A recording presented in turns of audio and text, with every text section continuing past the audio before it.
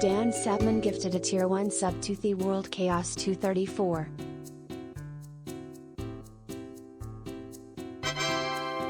Dan Sapman gifted a Tier 1 sub to Quo-K.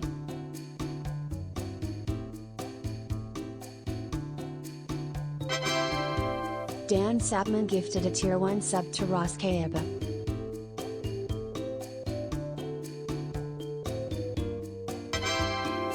Dan Sapman gifted a Tier 1 sub to Ghosty_Dragons.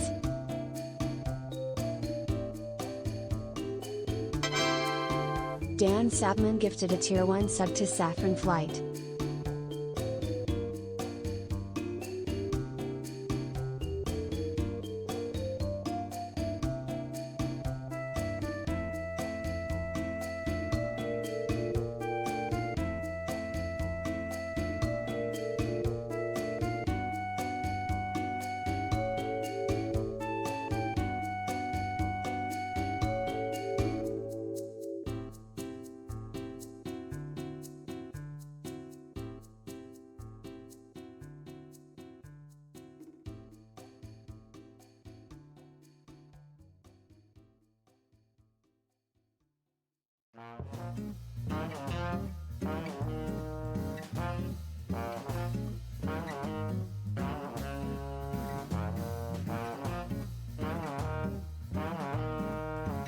Hey.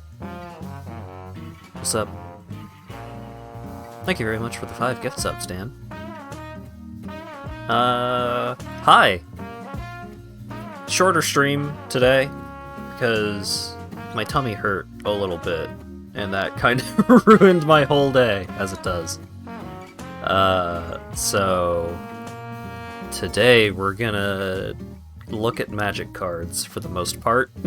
I'm gonna be doing some updating of my Gladiator decks, and maybe building a new one, depending on how things go. Not the most high intensity moment to moment gameplay, but Dominaria United, which is the newest set, had a bunch of cards that are like actually relevant in a lot of decks that I have built. So I'm just gonna dink around with that for a bit and see how it goes. So let's go ahead and get to it. Where is my stream playlist? Starting off with some later Alligator. And speaking of, I need to bring the Spotify window up. I need to pause the music for a moment so Spotify will appear, because technology, am I right, gamers? So, we're starting off with a deck that I don't think is very good, but I like it a lot, because it is just the epitome of grindiness. We're starting off with Tub Thumping, because I get knocked down, then I get up again. You're never gonna keep me down.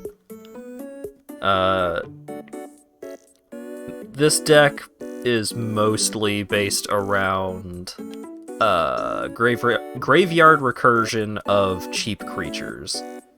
So, like, one of the big cards for this deck is Abiding Grace, which is a 3-mana enchantment. At the beginning of your end step, you either gain 1 life, woo, or you return a creature card with mana value 1 from your graveyard to the battlefield.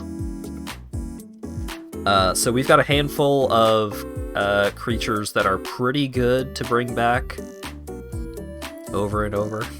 Stop having the constitution of a small Victorian child. I know, I'm trying!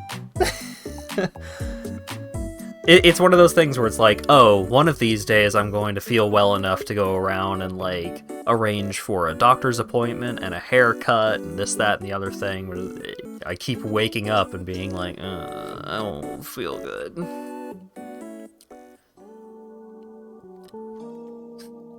You yuck white cards. Look, there are some really hot new white cards for this deck in particular.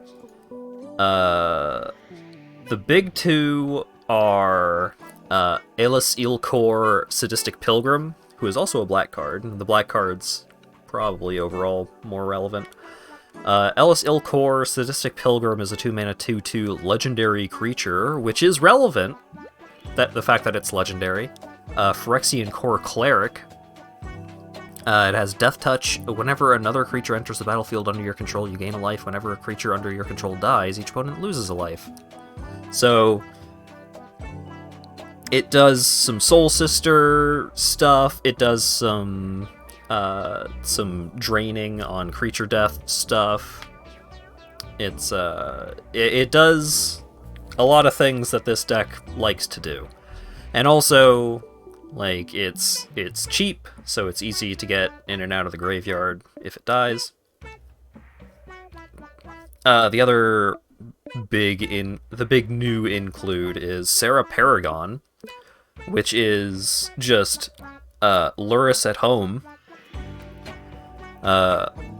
Except it's a more powerful creature, like, on its own. It's a 4-mana 3/4 flying angel. Once during each of your turns, you may play a land from your graveyard or cast a permanent spell with mana value 3 or less from your graveyard. If you do, it gains when this permanent is put into a graveyard from the battlefield, exile it, and gain 2 life. So, it's slightly worse in its effect than Lurrus, if my game plan is explicitly just really just churning through creatures in and out of my graveyard constantly. But the fact that it hits permanents 3 or less does give it some great utility, because it can get back Lurrus itself, it can get back Abiding Grace, it can get back Extraction Specialist, it can get back a lot of stuff that is pretty handy to get back, and I'm not super torn up if some of these things, like, if I get most of these things back from the yard, I'm not too torn up if they just get dumpstered again. Generally, I don't want to be using this to recur some of my cheaper stuff, like Esper Sentinel and Prosperous Innkeeper and all that lower cost shenanigans. Are graveyard effects uncommon in Magic? No. Well, a lot of the time it depends on like the environment that you're working in. So, like, over time, usually what will happen is you will end up with more and more stuff that cares about your graveyard. Either, like, I have a bunch of this specific kind of card in my graveyard, or I can exile stuff from my graveyard for a specific effect, or I can get stuff back out of my graveyard through, like, in a couple of different ways, and so on and so forth. So it depends, basically. But Gladiator is 100 cards singleton, in case you're not familiar, which means I can only have one of any card that isn't a basic land, or a card that specifically says you can have more of this card in your deck. There are a couple of those.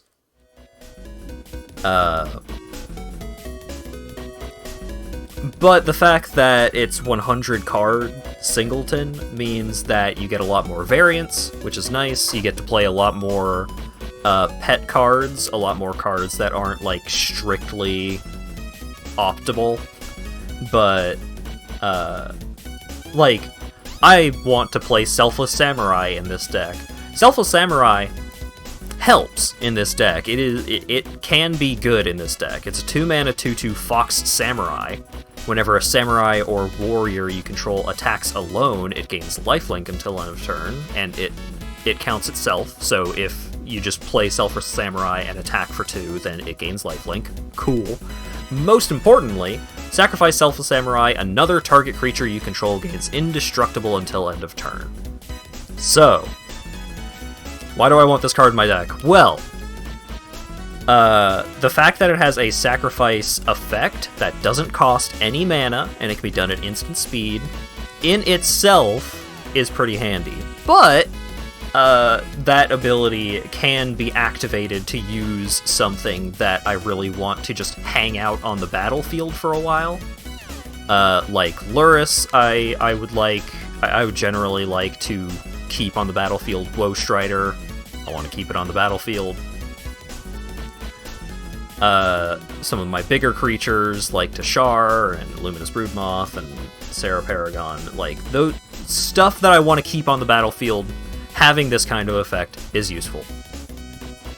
The problem being that it's 2 mana, so it's not as easy to get back from the battlefield as Selfless Savior, which is just basically a better version of Selfless Samurai. But I'm having both. One, because having multiple cards that do the same effect is useful, because that way, if you can draw one of them. You don't have to draw both of them. You can draw either of them, and you still get to do the thing. But the other, just look at this art! Really cool fox person on this card, so I want to play it. Graveyard effects, cards that use themselves from the graveyard are so common in Yu-Gi-Oh! That cards that send themselves to the banish zone or straight back to the deck tend to be considered to have a steep cost. Yeah. Yeah, so that, I mentioned earlier, Sarah Paragon is not as good as Lurrus. Now, why is that? Well, when you cast a permanent from your graveyard with mana value 3 or less, using Sarah Paragon's effect, it gains the effect of when this permanent is put into a graveyard from the battlefield, exile it, and you gain 2 life. Gaining 2 life is nice, but it getting exiled means you can't bring it back with other effects, or with Sarah Paragon again.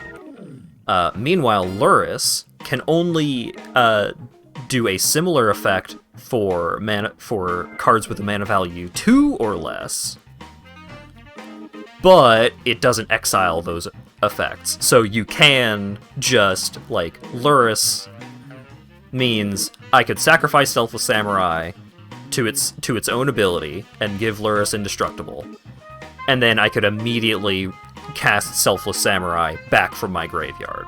I can only do that once, so I can't just do that back and forth forever, and it does cost me the mana, but I can do it at least once a turn.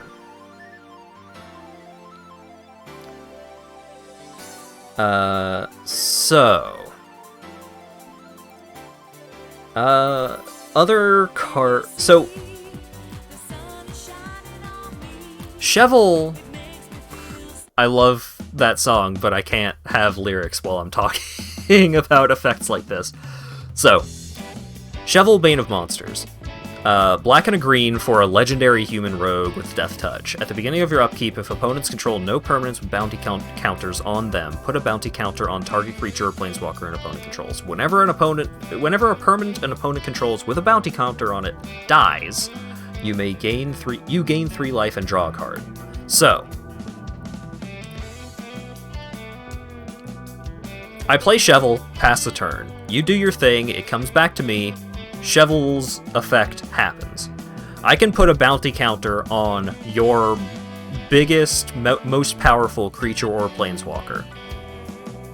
And then, if I have a way to then kill it, or destroy it, as it may be, then when it gets killed or destroyed, I get to gain 3 life and draw a card. Powerful effect. It's also a legendary creature, which matters. But also, I don't have a massive amount of removal in this deck, or at least, targeted removal. So, I don't love this guy. So I'm thinking that I might cut him. But, hey Hat, why does it matter that he's a legendary? Well, I'm glad you asked. I've got this bird. Tashar, Ancestor's Apostle, 4-mana 2/2 flying legendary creature bird cleric. Whenever you cast a historic spell, return target creature card with mana value 3 or less from your graveyard to the battlefield. Historic spells are artifacts, legendaries, and sagas.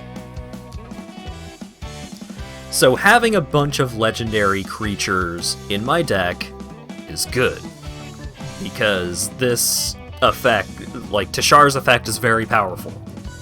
Because it's not limited to X number of times a turn, like Sarah Paragon and Luris are. Like, for as many legendary creatures, for as many historic spells as I have, I can just keep doing that and getting stuff back out of my graveyard. It's great. It's really powerful. So I don't like cutting more, like, any legendary creatures from my deck, especially not cheap ones that I can cast out of the graveyard. But I don't love his effect, so I don't know.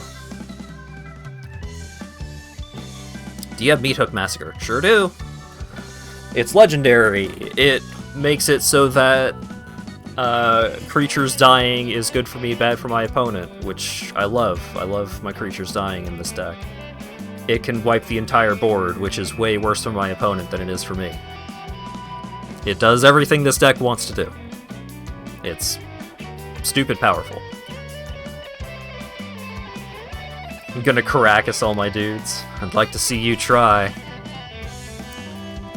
Oh yeah, so another hot new Dominaria United card. One moment. We got Braids! Arisen Nightmare. So for 1 black, you get a 3/3 legendary creature, Nightmare.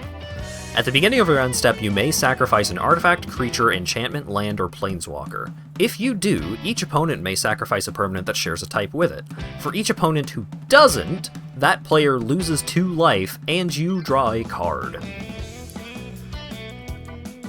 So, the fact that it's so easy for me to get stuff back out of my graveyard makes this card great, because it's like every end step is just like, yeah, I'll sacrifice my Burglar Rat. I'm gonna get it back next turn anyways. What are you gonna sacrifice? Your 12/12 fucking Hydroid Krasis? Yeah, go for it, buddy. Oh, you don't want to sacrifice your 12/12? Guess you lose 2 life and I draw a card. It's good. The Riveteer Dragon. The one that gives stuff Blitz? Maybe? No, that one's red. I'm already kind of pip dense once I start getting to my more expensive creatures and spells, so I don't really want to splash a 4th color here.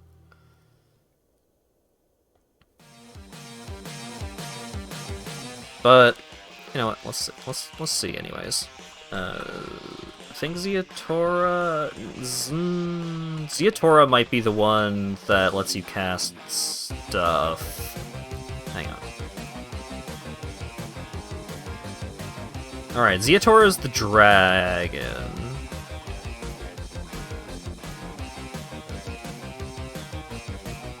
Yeah, no. So Zeatora is a different kind of sacrifice sort of deck. I have another deck that Zeatora is in. But this deck is not exactly. If I were to splash red, then this deck would change pretty drastically.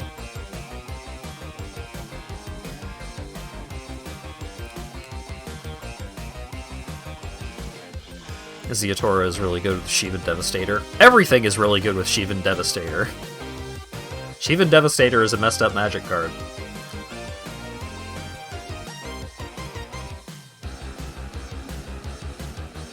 It's just X and a red for an XX flying haste creature. It's great. That's just powerful. Oh right, there was another card that I was looking at from Dominaria United that I might include in this deck. Liliana is tempting, but I don't know. Like, being able to just discard creatures to get back later is not bad, but I don't know. I'm not super sold on Lily for this deck in particular, but maybe. The card that I was thinking about.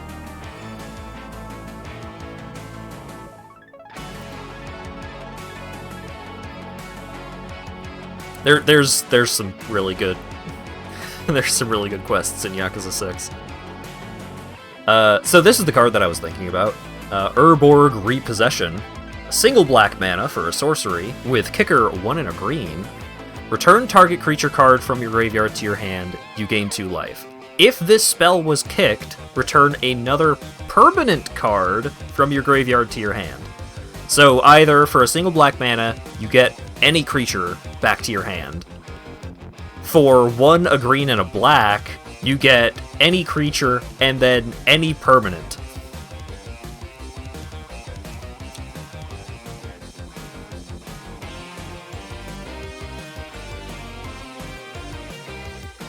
The Emperor could be good. I mean, the Emperor is just a flat good card in general, but this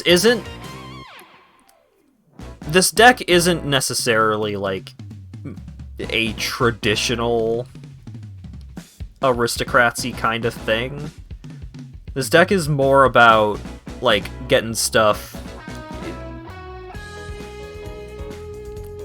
I tend to focus more on themes when I'm building decks, rather than, like, building an explicitly powerful, like, consistently powerful deck. So this deck, I've generally tried to really lean into the, like, getting stuff back out of the graveyard style of thing. I think Liliana is better for the deck than every 3, 4, and 5 currently in the deck. I mean, that's not true, but Liliana is probably powerful. But see, that's one of the annoying things here, is like, yeah, Liliana's good, but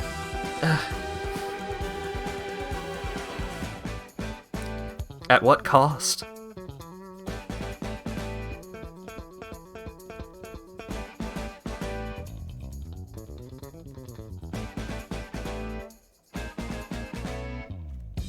At the cost of your worst high-cost card.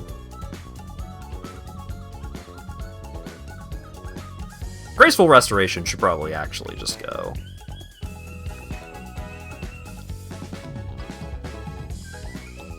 Like, it's good, but it is 5 mana.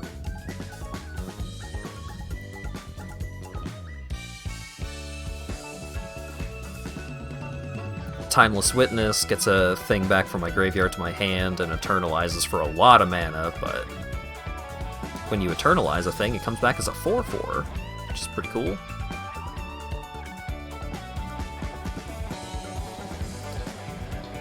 Let's see. Let's separate out some of these cards that are in here because they are also lands.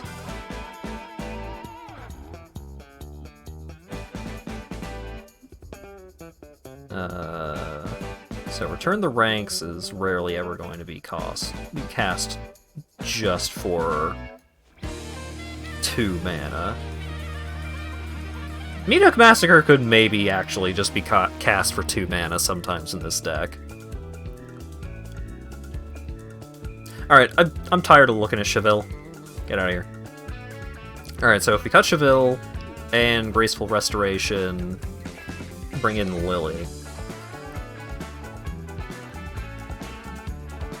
That does leave us at 100 cards. Ajani gets things back from the graveyard. and then can gradually, like, make some stuff that I just have out buff, and then is also a win con if I ultimate him, because just getting a bunch of cats with lifelink every turn is a lot. Luminous Broodmoth, I mean, it is a bug, and I don't like looking at it. But Luminous Broodmoth is so exciting in this deck. Whenever a creature you control without flying dies, return it to the battlefield under its control with a flying counter on it. Then if it dies again, then I can just bring it back, and then I get 2 more deaths, like, then it can die and then get brought back with a flying counter on it again. It's so good. Vraska is a sacrifice outlet, value generation, and also can snipe some problematic permanents on my opponent's side of the field. Sorin, like, giving all my stuff lifelink is fun and nice incidentally, but mostly in it for, like, trying to activate that minus X ability multiple times to get stuff out of the graveyard.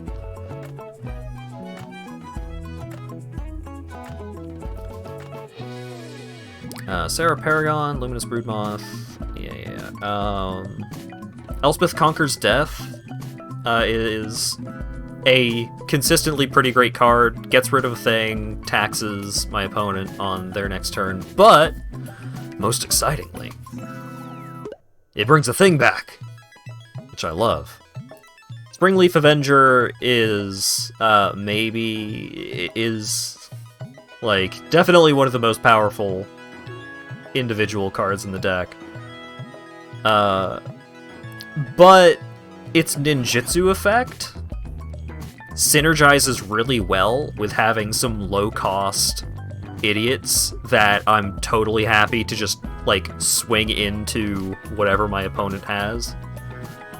And so, like, I cast Burglar Rat. Cool. And then a couple of turns later, alright, I'm attacking with Burglar Rat. And it's just like, well, I don't care, but do I want to block, or do I just take the 1? And it's like, well, if you block, then it dies, and then it's in the graveyard, then maybe I can bring it back with something. Or maybe I'm just trying to sneak in a 6/5 for 4 mana and get something out of my graveyard to my hand.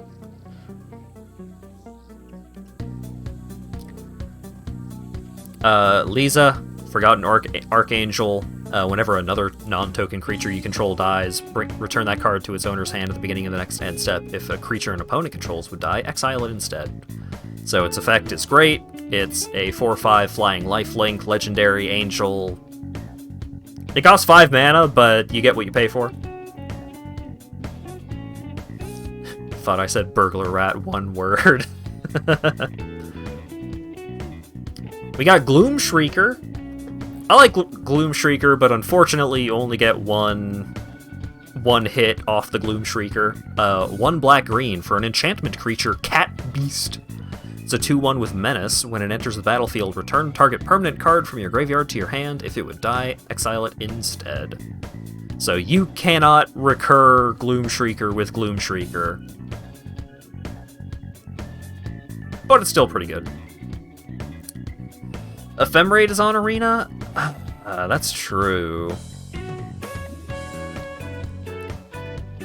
The thing about Ephemerate is that I'm not sure how much stuff I have actually cares about entering the battlefield as opposed... well, Prosperous Innkeeper, Sylvan Ranger, Tenacious Pup, Gilded Goose, kinda. Being able to use it as a protection spell for some of the higher cost stuff. Like, I don't have a ton of ETB effects on some of my higher cost creatures. Like, Timeless Witness is pretty good. Ephemerate on Renegade Rallier is really good. Yeah, Ephemerate should be in here.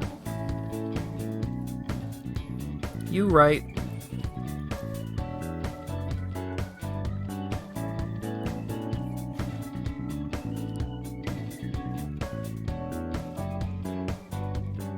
Da-da-da.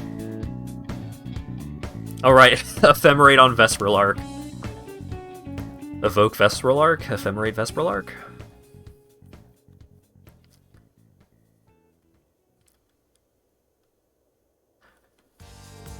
Vladimir and Godfrey is pretty funny. Like, so 3 mana 3/2 legendary creature Zombie Knight. And for 3 mana, return Vladimir and Godfrey from your graveyard to the battlefield tapped. It perpetually gains +1/+1. Activate only if you control a 1/1 creature. But it can be done at instant speed. Yeah, Ephemerate is just really good.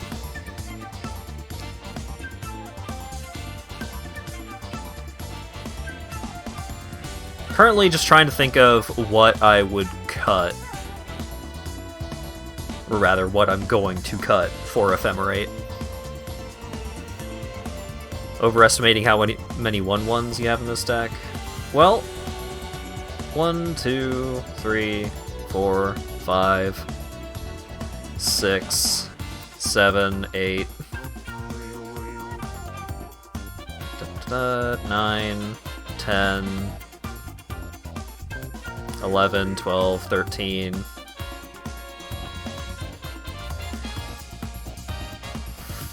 Yeah, that's rarely ever going to be a 1/1.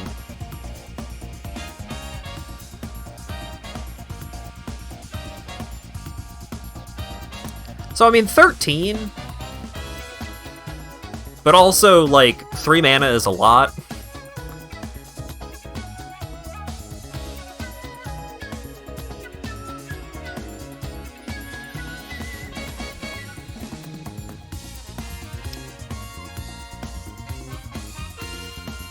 Don't think the upside is enough to play something that's a 3/2 in a large portion of your games. I wouldn't say it would remain at a 3/2 in a large portion, but I think you are correct. Vladimir and God... Well, it's also legendary. No.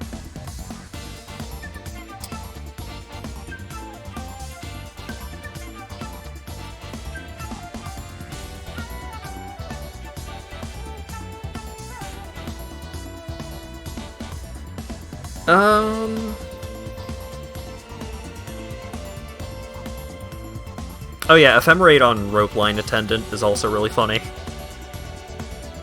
2 mana for a 2/2 Cat Citizen. When it enters the battlefield, creature cards in your hand perpetually gain. When this creature enters the battlefield, create a 1/1 green and white citizen creature token. Hey, more 1/1s!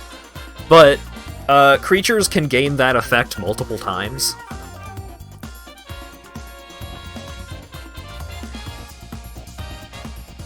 So it's like, Ephemerate, Ropeline Attendant, like, cast Ropeline Attendant, Ephemerate Ropeline Attendant, and then cast one of the things that Ropeline Attendant gave 2 of that ability to.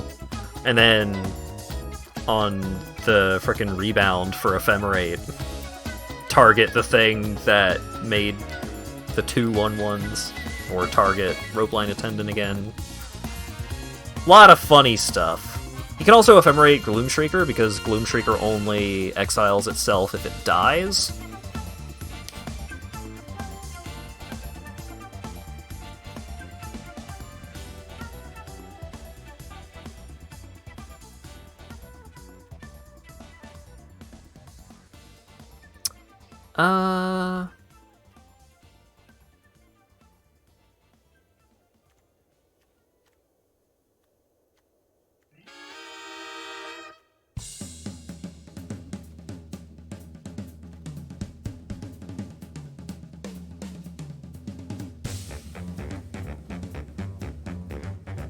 Trying to think of any other hot includes, but I think it might be time to switch to a different deck.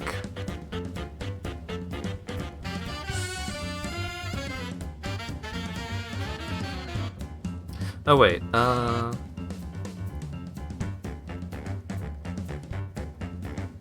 should maybe put the Pain Lands in here. I kind of like having the Cycle Lands in this deck. The Cycle Lands and the hideouts and stuff like Evolving Wild. I like having those kinds of effects. Maybe Evolving Wilds is a little too deep.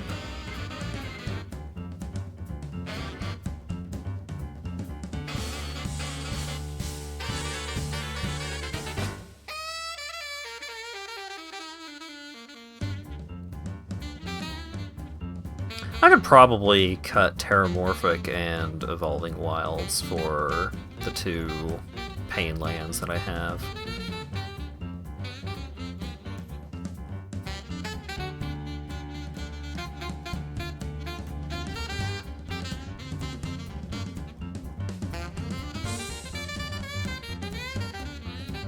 Oh right, I didn't add in that one sorcery.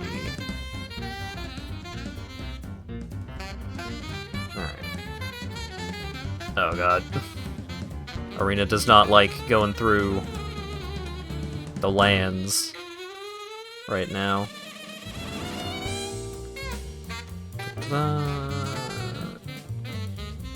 Where is Caves of Coilos? There you are.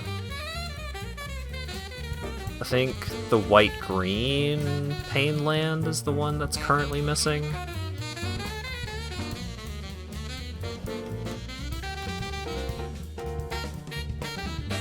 Or wait, do I not even have... I may just be missing...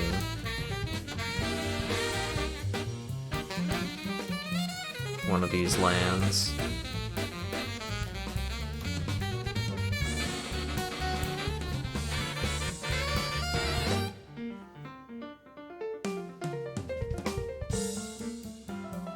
I cannot remember the names of the Pain lands.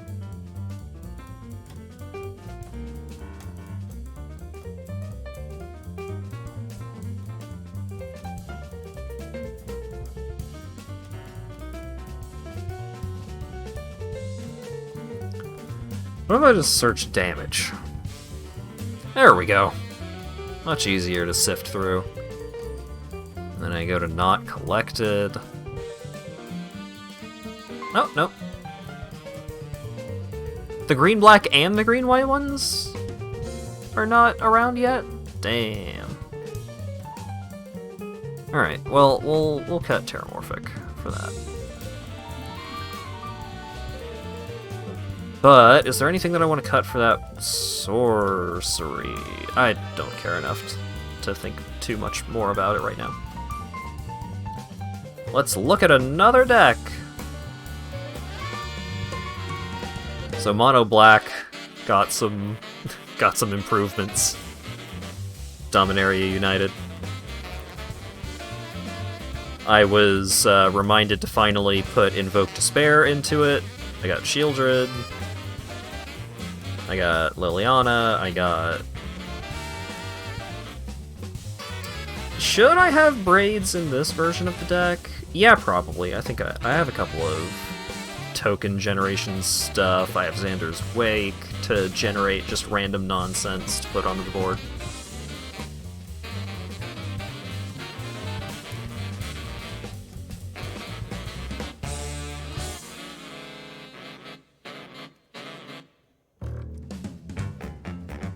Count Dracula. Blah! Alright, Defiler of Flesh as well.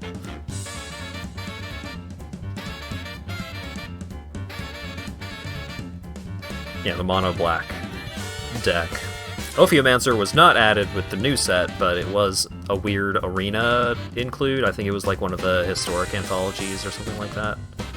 At the beginning of each upkeep, if you control no snakes, make a snake. With Death Touch. Love it. I think this deck is one of the more try-hardy decks that I have, but even then, I'm playing Underworld Dreams in it. Black, black, black for an enchantment. Whenever an opponent draws a card, Underworld Dreams deals 1 damage to that player.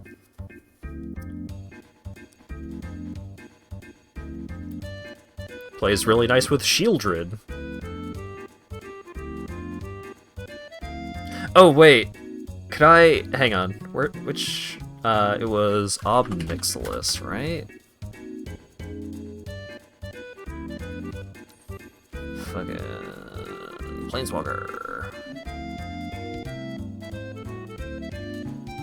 I could also put Ob Nixilis the Hate Twisted into this deck, just to punish my opponent's drawing cards even more. 5 mana legendary Planeswalker Nixilis. Whenever an opponent draws a card, Ob Nixilis the Hate Twisted deals 1 damage to that player. -2, destroy target creature. Its controller draws 2 cards. I kind of want to do that now. I don't think it's particularly great, but I am amused by it.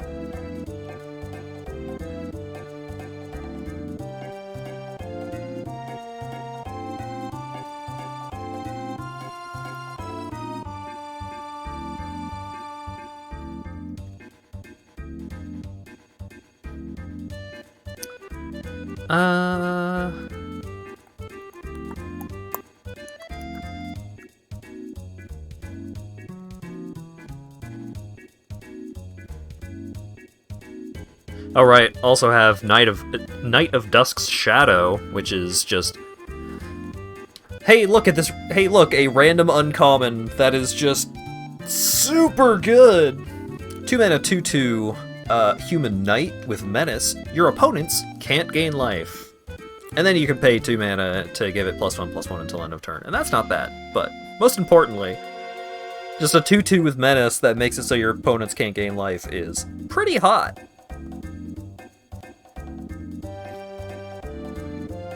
This is a more creature-heavy version of this deck.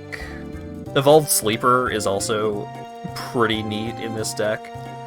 1 mana 1/1 human. For a single black mana, it becomes a human cleric with base power and toughness 2/2. Then for 1 and a black, if it's a cleric, put a death touch counter on it, and it becomes a Phyrexian human cleric with base power and toughness 3/3. And 1 black, if Evolved Sleeper is a Phyrexian, put a +1/+1 counter on it, then draw a card and lose 1 life. And that final ability can be activated multiple times. So you can, this guy can just draw you a bunch of cards and get huge. It's great.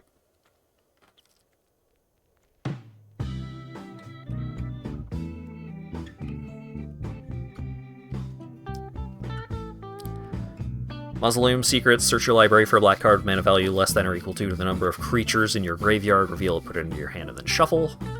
So if you have a bunch of creatures that just end up in your bin, then you can tutor for a thing, which is neat. Ashiok, 1 and 2 Dimir hybrid mana, which can be paid for with either a blue or black. -1, target player mills 4 cards, then exile each opponent's graveyard. That's good, that's useful. More importantly, spells and abilities your opponents control can't cause their controller to search their library. So, if they play Evolving Wilds, if they sacrifice Evolving Wilds, then they're sad, and they do not get a land. I've also got an infinite combo in here, which is neat. Veto, Thorn of the Dusk Rose, a 3 mana 1/3 legendary creature human vampire cleric. Sorry. Whenever you gain life, target opponent loses that much life, and you can activate his ability for 5 mana to give creatures you control lifelink. And then Exquisite Blood, 4 and a black for an enchantment. Whenever an opponent loses life, you gain that much life. Opponent loses 1 life. You gain 1 life. You gain 1 life. Opponent loses 1 life. Boop, boop, boop, boop, boop, boop, boop, boop. Repeat until dead.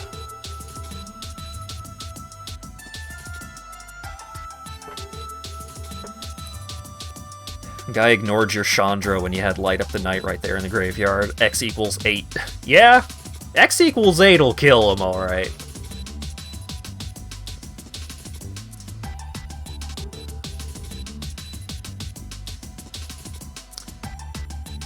Do I want to put... I want to put Ob Nixilis into this deck. But putting Ob Nixilis in will most definitely remove a card that's good. Later, Ash.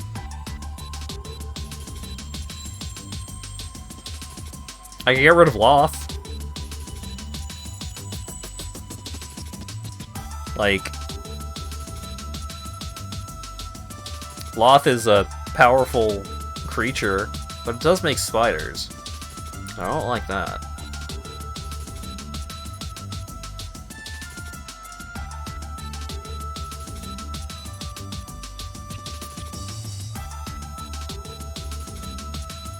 You know what? I'm cutting Loth, and I'm putting in Obnixilis the Hate Twisted. Fuck it.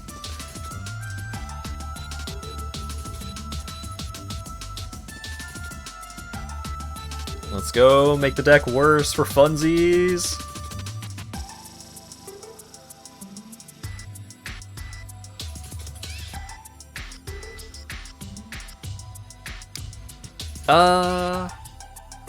Oh right, I don't have any mythic wild cards at the moment. I was thinking about Esper Carboys. Well, no, Esper Carboys reminded me of a card that should be in Jund Sacrifice.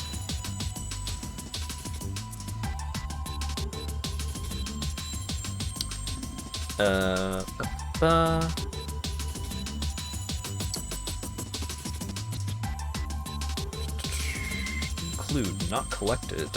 Computer, show me Weatherlight. Compleated.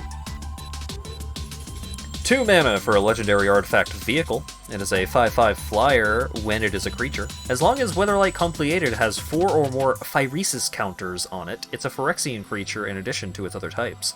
Whenever a creature you control dies, put a Phyresis counter on Weatherlight Compleated, then draw a card. If it has 7 or more Phyresis counters on it, then draw a card if it has 7 or more Phyresis counters on it. If it doesn't, scry 1. So, okay, you play this card. It's just a 2-mana artifact. Whenever one of your creatures dies, you put a counter on it. Once it has 4 counters on it, it becomes a 5/5 flying creature. Then,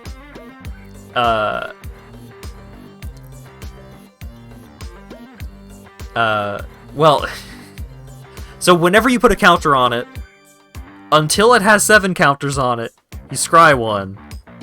And then once it has 7 counters on it, then you draw a card. So you draw a card every time one of your creatures dies.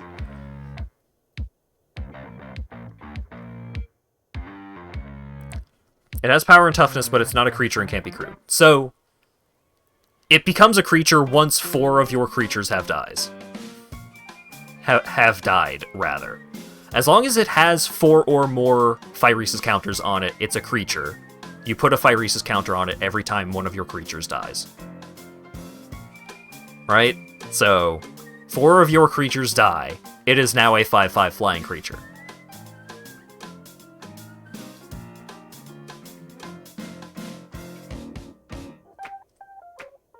Just don't like how it's worded. Yeah, it's not a clean card, but I believe it is a good one.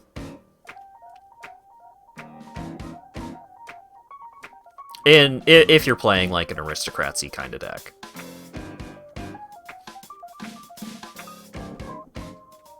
Oh, what styles do I have? Oh right, I got the Phyrexian Tower style. Were there any other super hot additions to Jund Sacrifice from Dominaria United? Urborg Repossession is kinda hot. Cult Conscript is kinda hot. 1 mana 2/1 enters the battlefield tapped, but you can pay 2 and bring it from the graveyard back to the battlefield. You can only activate if a non-skeleton creature died under your control this turn, but it's not too hard to activate.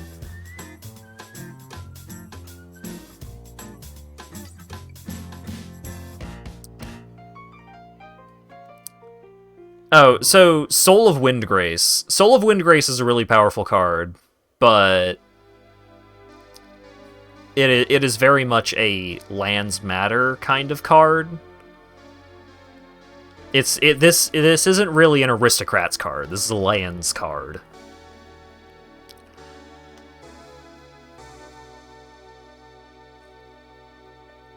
But cat. But deck cohesion. Oh, right! Relic of Legends. Alright, well, let me focus on the one that I'm currently already on. So we've got Lagomos, Hand of Hatred. 1 black red for a 1/3 legendary creature human shaman. At the beginning of combat on your turn, create a 2/1 red elemental creature token with trample and haste. Sacrifice it at the beginning of your next end step. Tap and search your library for a card, put it into your hand, then shuffle. Activate only if 5 or more creatures died this turn. Could be yours, could also be your opponent's. So that seems pretty good.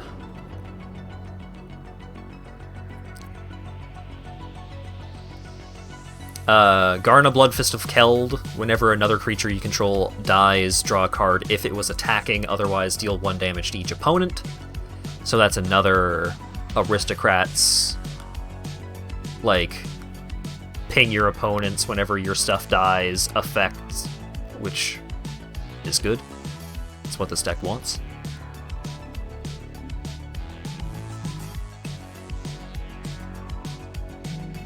Oh god. Stop.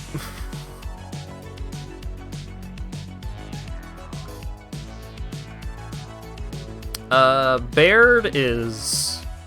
like, he makes a lot of dudes, but I don't really have a ton of ways to make my stuff stronger.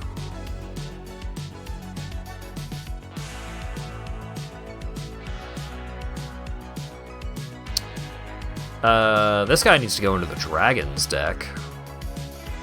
Rivaz of the Claw, 1 black red for a legendary Viashino Warlock, 3/3 with Menace. Tap to add 2 mana in any combination of colors. Spend this only to cast dragon creature spells. Once during each of your turns, you may cast a dragon creature spell from your graveyard. Whenever you cast a dragon creature spell from your graveyard, it gains when this creature dies, exile it.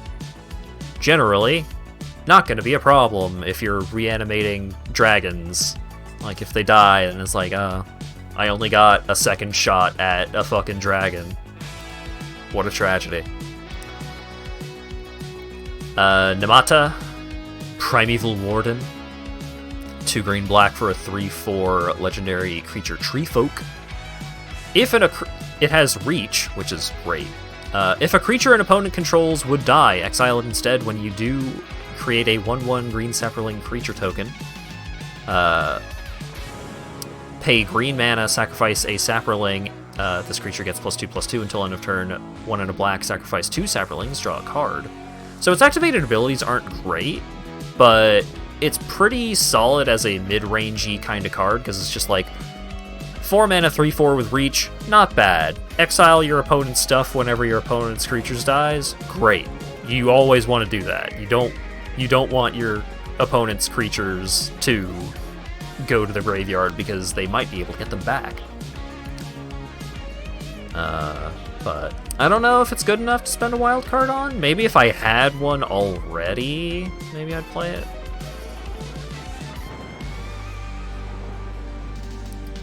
Rivaz is spicy. Oh, Dragon of Claw, yeah. Another great synergy with Devastator. I mean, mountains are a great synergy with Devastator. Shivan Devastator is just a really good card.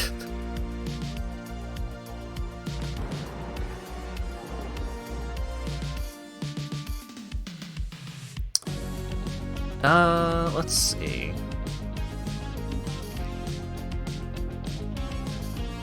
So I think we want Garna in here. It's pretty rough on the mana colors.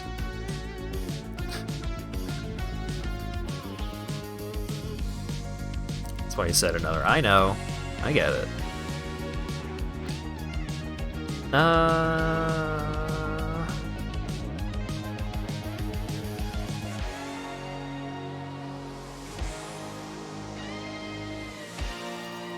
I've already got a Nixless in here.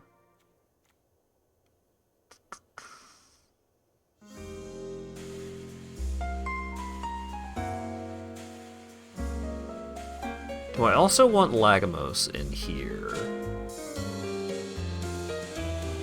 Let's put him in here for now, and then we'll double check in a moment whether or not he's actually any good for what we're looking to do.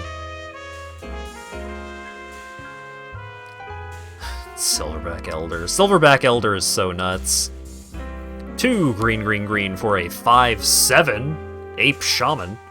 Whenever you cast a creature spell, destroy an artifact or enchantment, or look at the top 5 cards of your library, put a land from among them onto the battlefield, tapped, put the rest of on the bottom of your library in any order, or gain 4 life.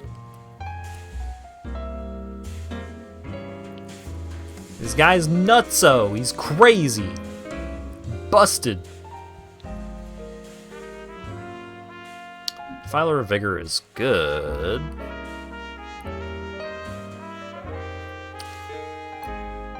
I kind of wanted to make just like big dumb green deck in Gladiator, but there's so many cards that I'm missing the wild cards for.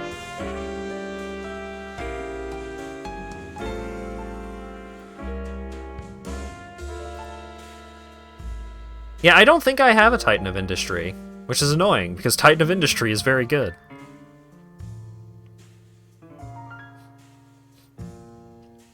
Kyrian Beastcaller would be another great include in the mono green deck.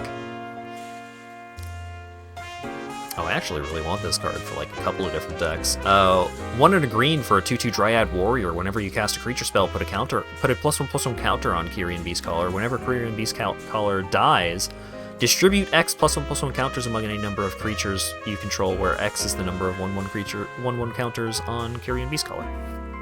Great! It gets huge just from you casting creatures, which is something you're going to do. And then when it dies, you get to put all of its counters onto whatever you want.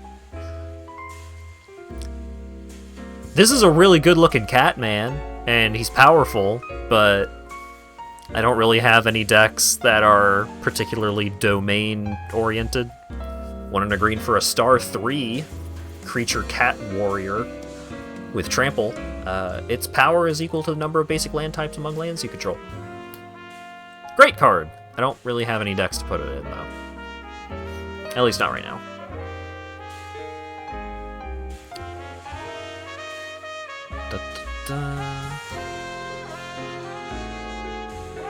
Oh, right! Squee, Dubious Monarch. 3 mana 2/2 with haste. Legendary creature, Goblin Noble. Whenever Squee, Dubious Monarch attacks, create a 1/1 red goblin creature token that's tapped and attacking. And you may cast Squee, Dubious Monarch from your graveyard by paying 3 and a red and exiling 4 other cards from your graveyard rather than paying its mana cost. So it has Escape for 4, which is a mechanic from the Theros set.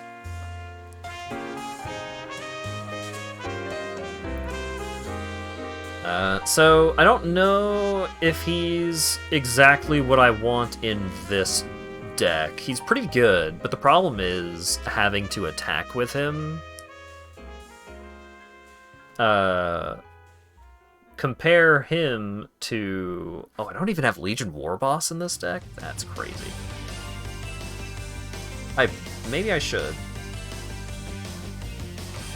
Maybe I should. Yeah, I don't know. So there's a similar card to this one called Legion Warboss. It is also 2 and a red for a 2/2 Goblin. But Legion Warboss says, at the beginning of combat on your turn, you create a 1/1 red Goblin creature token with haste, and it must attack this turn. So the first turn that you get each of these new goblins, the goblin always has to swing in, even if it's just going to die immediately. And then Legion Warboss also has Mentor, which says if it has higher power than another attacking creature you control, then you can put a +1/+1 counter on the other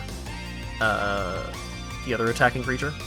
So Legion Warboss itself doesn't have haste, but the turn after you play it, you can attack with Legion Warboss and the goblin that he brings in that has to attack, and then he can put a counter on the other goblin, and the other goblin becomes a 2/2. Squee having to attack himself every time to make the goblins is not super appealing because he is a 2/2. So he is very easy to block, very easy to kill. You can get him back, but exiling 4 other cards is like a pretty substantial cost, and also 4 mana, so I don't know. I don't love him. I like him, but I don't love him. I'll tell you what card I love in just base red aggressive decks. Defiler of Instinct. 2 red for a 4/4 Phyrexian Kavu with First Strike. As an additional cost to cast red permanent spells, you may pay 2 life. Those spells cost red less to cast if you paid life this way. This effect reduces only the amount of red mana you pay. Whenever you cast a red permanent spell, Defiler of Instinct deals 1 damage to any target. So if you cast Defiler of Instinct, and then cast a red enchantment that says literally nothing, or you cast a 1/1 for 1 that costs a single red mana, then you get to deal 1 damage to anything. Whatever you want. Your opponent, one of their creatures, Planeswalker, whatever. 1 damage. Every time. And if you've got a bunch of these, like, 1/1s for 1s, then you can just trade 2 life to cast each of them for free. So you would lose a lot of life, but usually in that kind of deck, your opponent will lose a whole heck of a lot of life from getting hit for 1 damage over and over and over.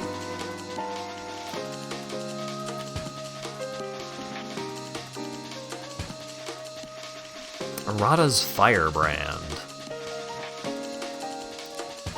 Oh wait, no, that's not the one I was thinking of. I was thinking of Balduvian Berserker.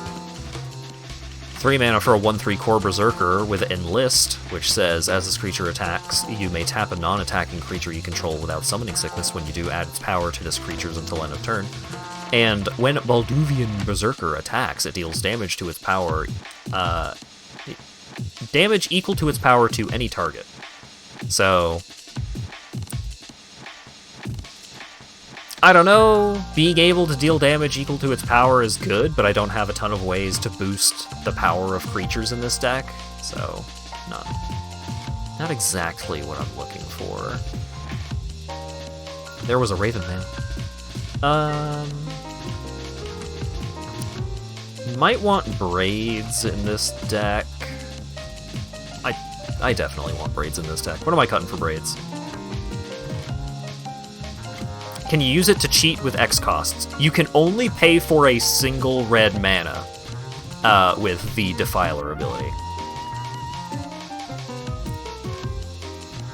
So, as an additional cost to cast red permanent spells, you may pay 2 life.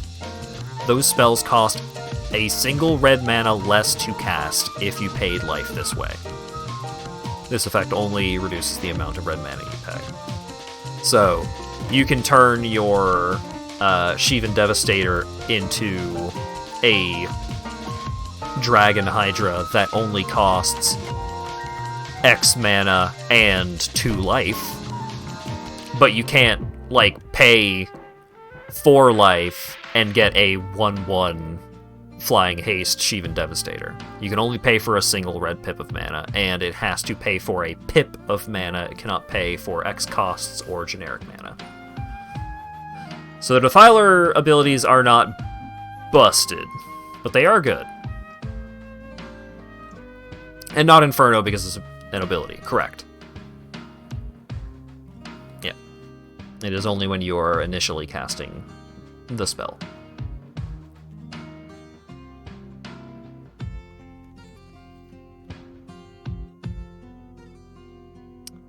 So, I do kind of want Cult Conscript in this deck. 2 mana to bring it back is kind of a lot, though. No.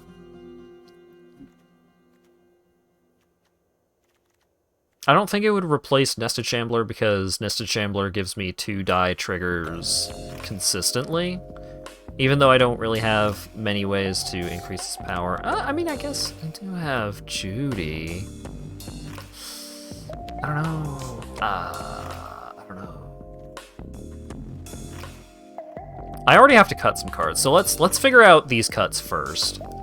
So we've got Lagomos, we've got Garna, and we've got Braids. So got Falconwrath Noble, Vindictive Vampire. Whenever you sacrifice 1 or more creatures, he deals 2 damage to each opponent's ability triggers only once each turn. Yeah, he can probably go. Being limited in the number of times that that kind of effect can trigger per turn is very bad. Goldspan Dragon is just crazy, but also treasures synergize with some of the cards that I'm just naturally going to include in the deck. So Goldspan Dragon is one of the big... I'm including it because it's good, not because it fits, it directly fits the deck theme kind of cards. Immerstrom Predator, 4 mana, 3/3 Vampire Dragon, flying. When it becomes tapped, exile a target creature card. Exile up to 1 target card from a graveyard, and put a counter on it. So it always gets a +1/+1 counter every time it attacks. So that's good. Sacrifice another creature. It gains indestructible until end of turn. Tap it. Oh right, whenever it becomes tapped. So whether it attacks or whether it gets tapped from sacrificing another creature and giving it indestructible. Yeah, that's good.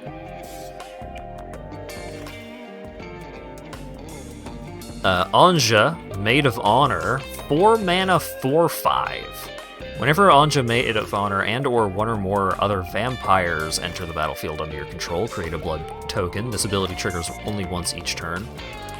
Not great, but for 2 generic mana, sacrifice another creature or blood token. Each opponent loses 2 life and you gain 2 life. So the fact that it can sacrifice the blood tokens or a creature is pretty good. Am I excited for the new Stellaris race? I haven't been in a Stellaris mood for a bit. So I haven't looked at the new race, but I have heard good things so far.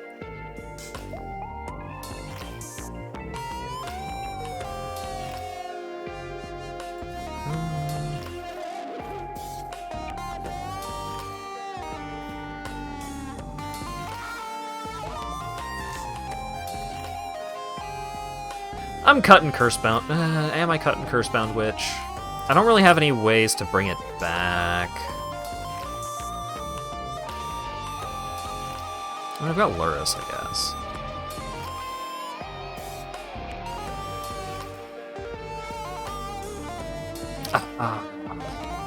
I'm getting rid of it.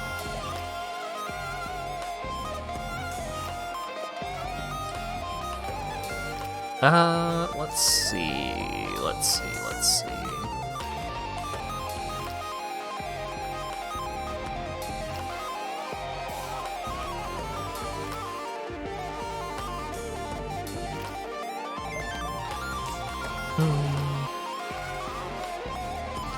How many lands do I have in here right now? I've got 33, and then I've got Agadeem's Awakening, Shatterspell Smashing. I've got a decent number of things that make... Okay. Well, let's calm down on the wailing guitar right now. I'm not high energy enough for that at the moment. Whenever you sacrifice a creature, return a creature card with lesser mana value from your graveyard to the battlefield tapped. There's a lot of ways for me to get some solid value out of that. But I also feel like I need to lower the curve a little bit. So what do I have for higher cost stuff?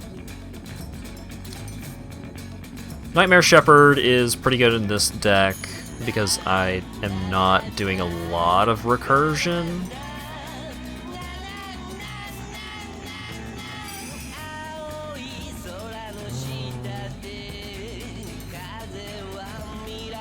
I've got a decent amount of recursion, I guess.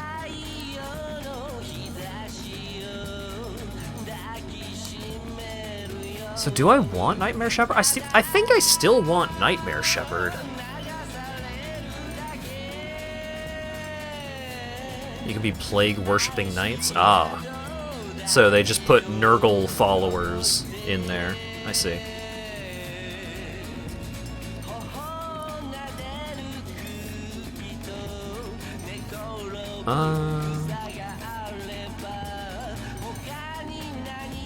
How many humans do I have here? That's not a lot.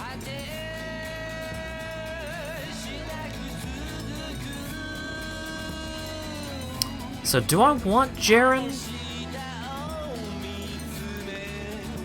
Whenever Jaren, Corrupted Bishop, enters the battlefield or another non-token human you control dies, you lose a life and make a 1/1. Target human you control gains lifelink until end of turn. At the beginning of your end step, if you have exactly 13 life, you may pay 6 mana, transform it into a 6/6 flying trample lifelink.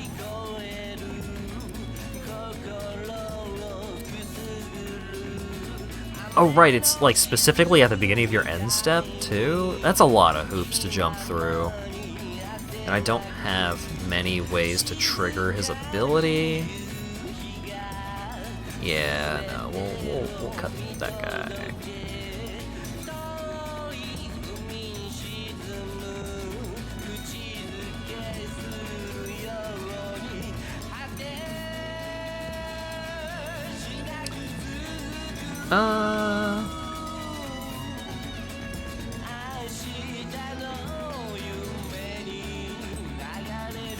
I think that's a decent amount of changes here.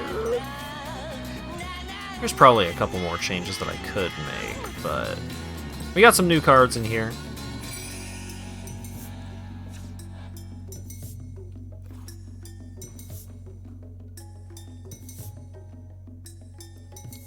I don't think we have much for the vampires.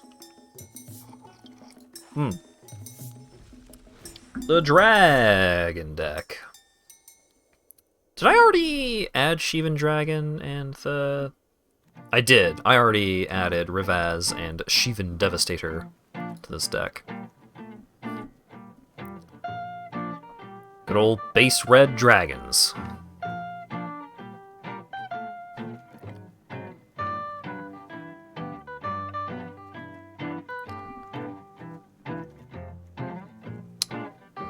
Minion of the Mighty probably shouldn't be in this deck, but I like him. He's just a funny little guy.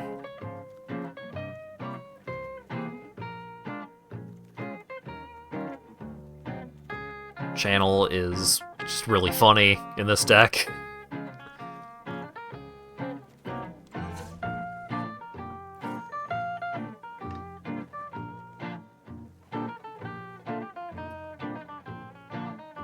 Or color blood. Now, what might we have for changes over here?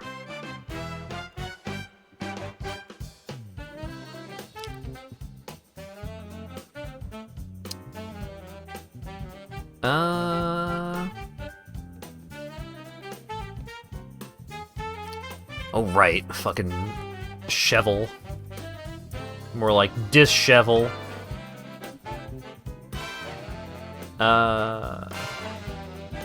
Oh, right, I tinkered with this one to make it more of a Hero of Precinct 1 kind of deck. 1 and a white for a 2/2 human warrior. Whenever you cast a multicolored spell, create a 1/1 white human creature token. So in that case, let's look at Dominaria United. What hot multicolored legends do we have to tinker around with in here now?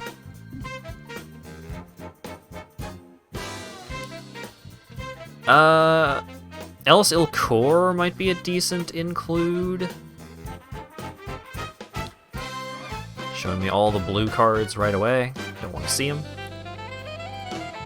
So I'm looking for a low-cost, multicolored creature. Is this where I put Baird?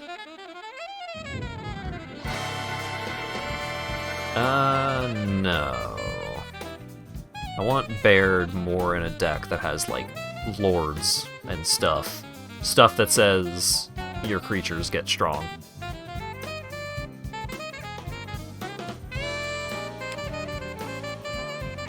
Oh, well, you know what? King Darian says other things get strong. What? If I bring in King Darian, though, then I would be raising the mana curve, which is unfortunate. What other multicolored fellows do we have? Oh, right, we have Shauna, but Shauna is blue. It's the one color we're not.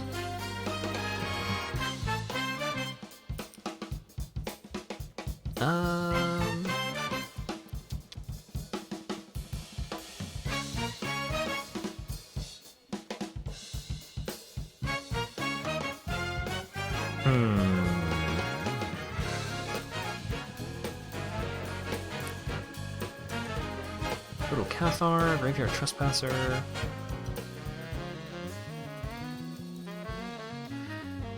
Layla the Blade Reforged. 3 mana 2/2 haste. When Layla the Blade Reforged attacks, you may exile the top card of your library. You may play that card this turn. Whenever one or more cards are put into exile from your library and/or graveyard, put a counter on there.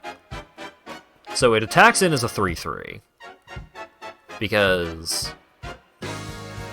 3 mana 2/2 haste, you attack with it right away. It exiles the top card of your library so you can play it this turn. But since you exile the card from your library, you put a counter on it. Okay, yeah, that's good. That's powerful.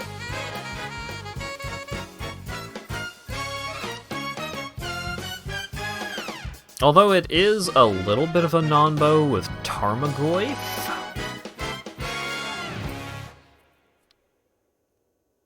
It's probably fine.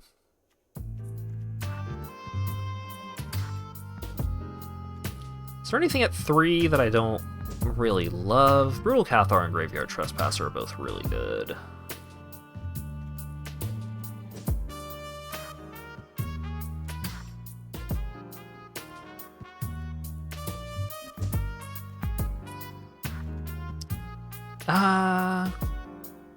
You know what? I'm gonna cut Chevel for King Darian. It is a sin to raise the mana curve in a deck like this, but I think it'll be worth it.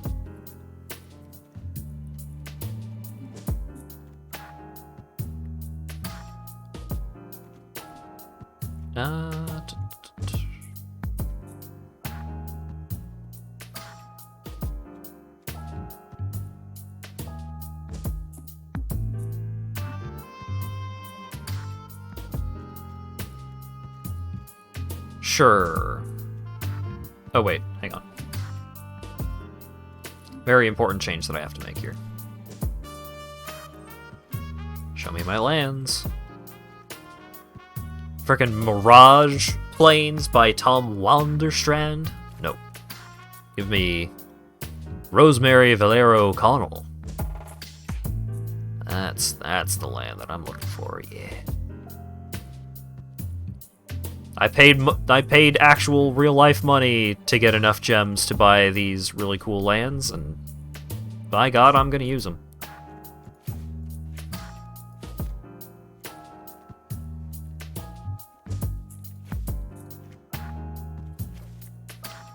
Why is there a snow-covered forest in here?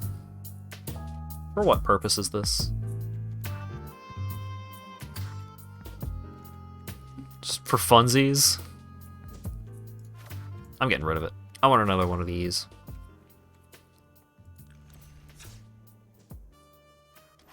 Alright. So that's 4-color blood updated a little bit. I think this is a standard deck.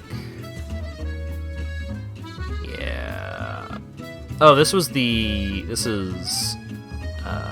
Historic Artisan, which is commons and uncommons. Hey, I made green and white life gain, aren't I unique?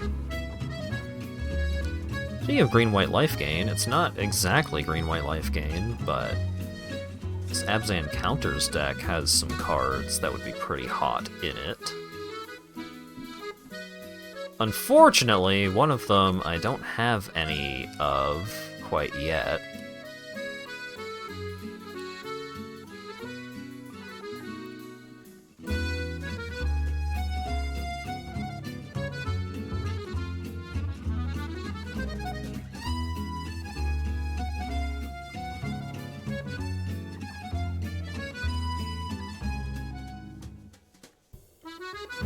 Counter. So Evolved Sleeper kinda cares about putting counters on creatures, but it only cares about putting a counter on itself, which isn't exactly what we're looking for.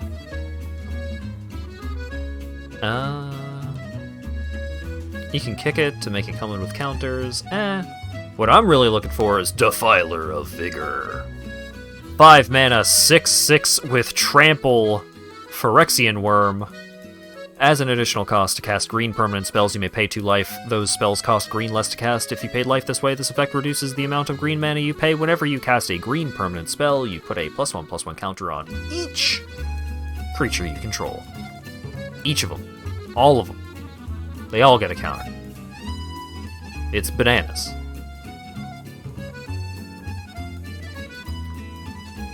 A Johnny Sleeper Agent. He does have the -3 to distribute counters among creatures you control, and they gain Vigilance, which is pretty hot. And his +1, reveal the top card of your library. If it's a creature or planeswalker, put it into your hand. Otherwise, you may put it on the bottom of your library. That's pretty good for what I'm doing here. I'm pretty sure most of my cards are creatures in one way or another. Pretty sure a lot of my creatures are legally creatures, yeah.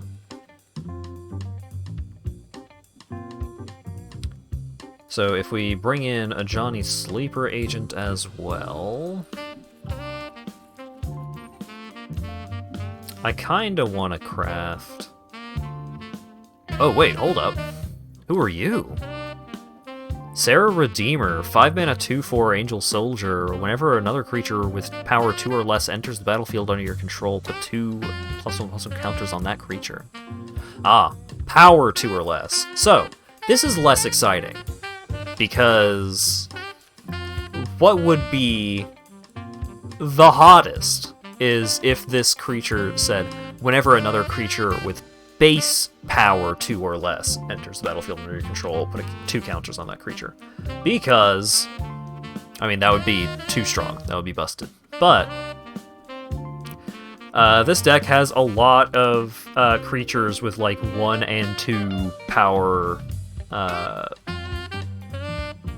because a lot of them enter with +1/+1 counters on them. Hype train. Apologies for the hype trains being louder recently. It's really nice out, so I have opened my window.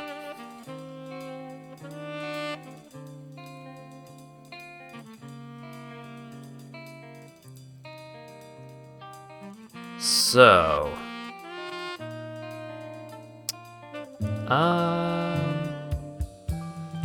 I definitely want Quirion Beast Collar in this deck, because it just naturally gets a bunch of counters, just because I'm casting creatures in this deck anyways, and then when it dies, I can put the counters all over the place.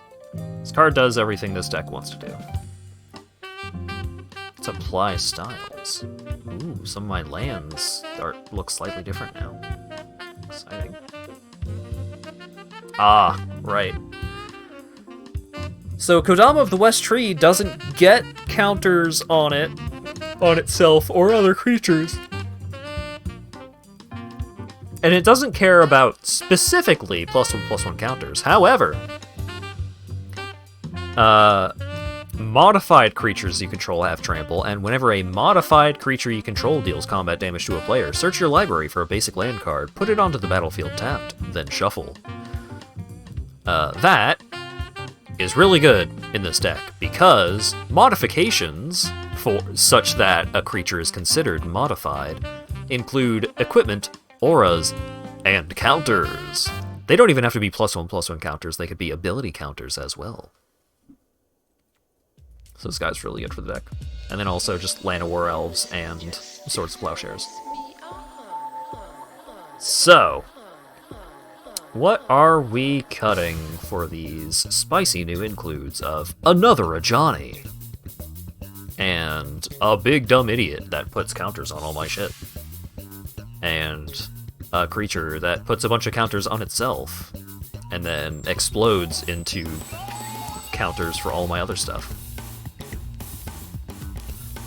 Averbrook Caretaker is like a really big Luminarch Aspirant, but if it ever flips, like giving all my stuff hexproof and also putting counters on each creature I control, like, oh my goodness. If this creature ever flips, then, like, that's game, basically. So it's hard to turn that down. Tenured Inkcaster, whenever when it enters the battlefield, put a counter on a thing. Whenever a creature you control with a +1/+1 counter on it attacks, each opponent loses a life and you gain a life. So it's expensive, but that effect is very good. Cathar's Crusade, whenever a creature enters the battlefield under your control, put a counter on each creature you control. Love it. Perfect. Couldn't be better.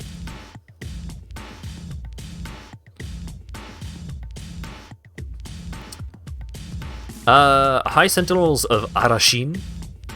4 mana, 3/4 flying bird soldier. It gets +1/+1 for each other creature you control with a +1/+1 counter on it, which will usually be most. Its activated ability is 4 mana to put a counter on a creature, which is not great. Like, it's kind of expensive, but, like, this creature will often be very big. And it flies. So, great. Armorcraft Judge, when it enters the battlefield, draw a card for each creature you control with a +1/+1 counter on it. Love it. Mo is a big dog. 4 mana, 3/3 Vigilance Trample, legendary creature dog. If one or more +1/+1 counters will be put on Mo Loyal Companion, that many +1/+1 counters are put on it instead. So this dog likes counters.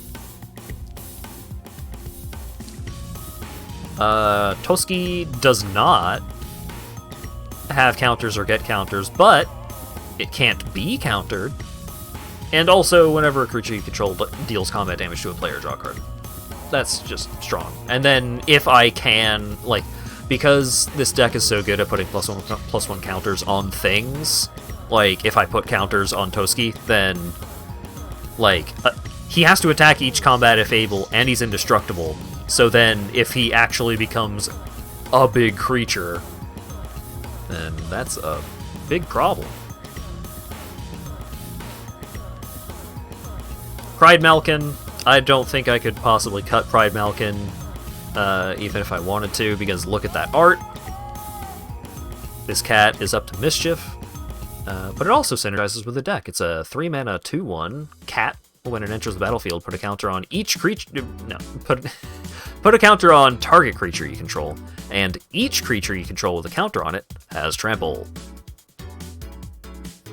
you may notice that, hey, there's a bunch of cards that say stuff with counters on it you control have trample.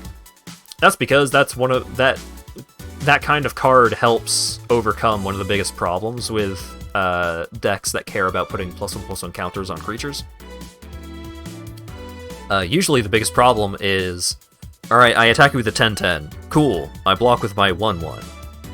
Alright, your 1/1 dies and nothing else happens. As opposed to, if you got Pride Malkin out, if you got fucking Kodama of the West Tree out, then, alright, you block, alright, swinging in with my 10/10. I block with this 1/1. Cool, you take 9. Much better! Jugan defends the temple, makes a mana dork, puts counters on up to 2 creatures, and then it becomes the Remnant of the Rising Star, where you can, whenever a creature enters the battlefield under your control, you may pay X and put X counters onto that creature. Wow, you can't say words like that on the internet. That's ridiculous.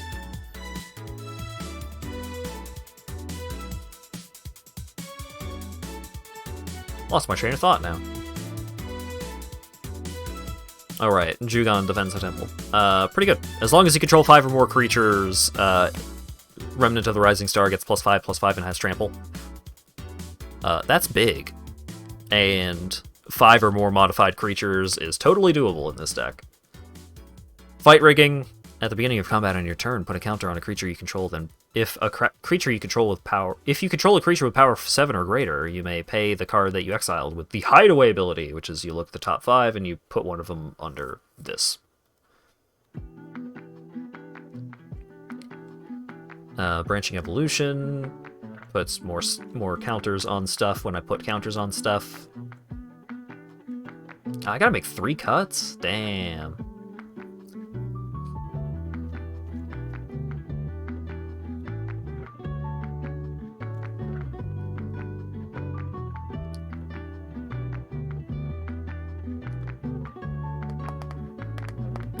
Playing one of those guys that spends a full minute to resolve every single cast. Yeah, that'll happen.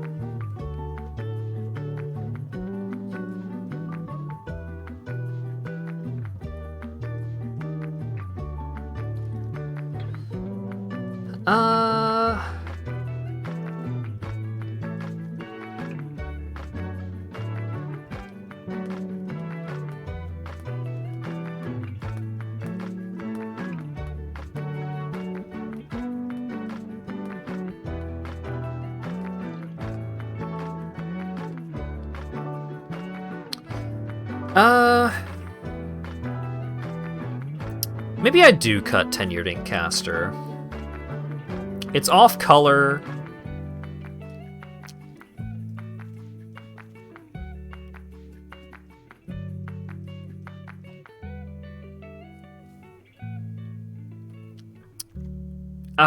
Oh right, Winding Constrictor. I was gonna say, could I just cut black entirely? But no, Winding Constrictor is too good. Black and a green for a 2/3 snake. If one or more counters will be put on an artifact or creature you control, that many +1 of each of those kinds of counters are put on that permanent instead. It's really good.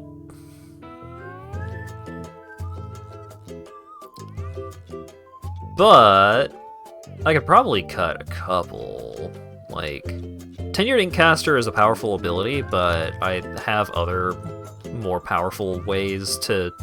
Like, I'm not going to kill my opponent with draining them off of attacking with +1/+1 counter creatures. I'm going to kill my opponent with creatures that are very big because they have +1/+1 counters.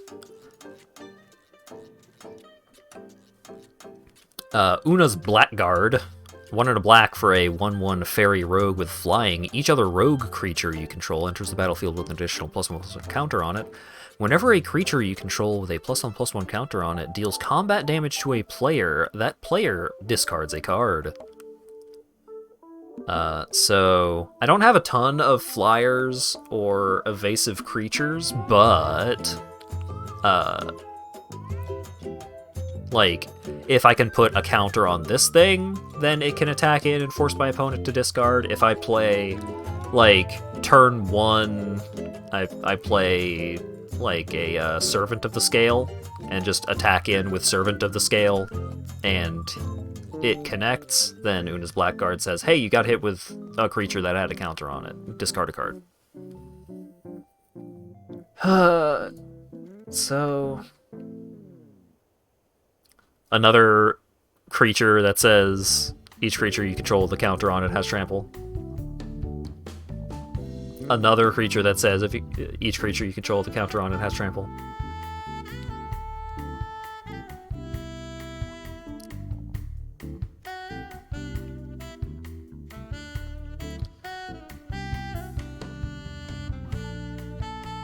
So we need to make 2 more cuts? Whenever another creature enters the battlefield under your control, put a counter on that creature.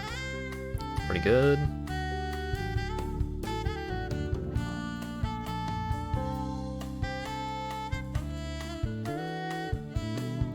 Each creature you control with a +1/+1 counter on it has flying. That's pretty good. Each creature you control with a +1/+1 counter on it has first strike.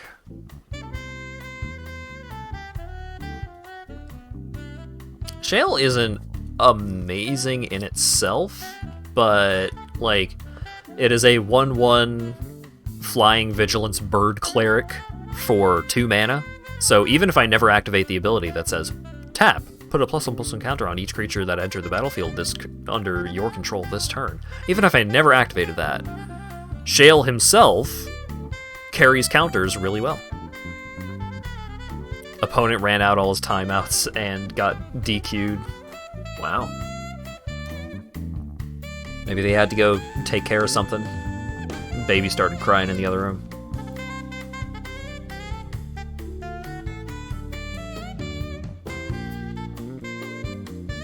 Rishkar, Pima, Renegade, 3 mana, 2/2. Each creature you control with a counter on it has tap to add green mana.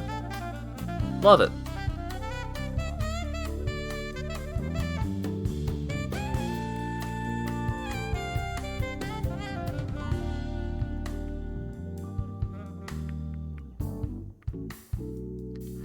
I think I may actually cut Cathar's Crusade here, because it's kind of a win more kind of card. It itself does not put counters on your creatures when it enters the battlefield. And, like, whenever a creature enters the battlefield under your control, put a counter on each creature you control. But by the time that you're playing Cathar's Crusade, you're already at 5 mana, so you've probably already played out most of your creatures. So...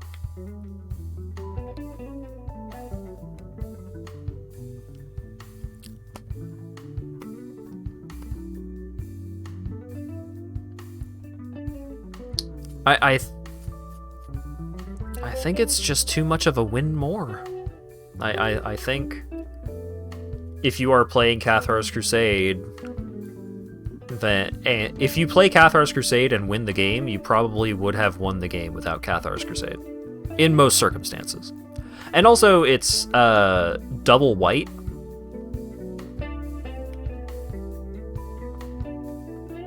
So getting rid of it would make some of my mana costs a little easier. Yeah, I'm getting rid of Cathar's Crusade. I like it a lot, but...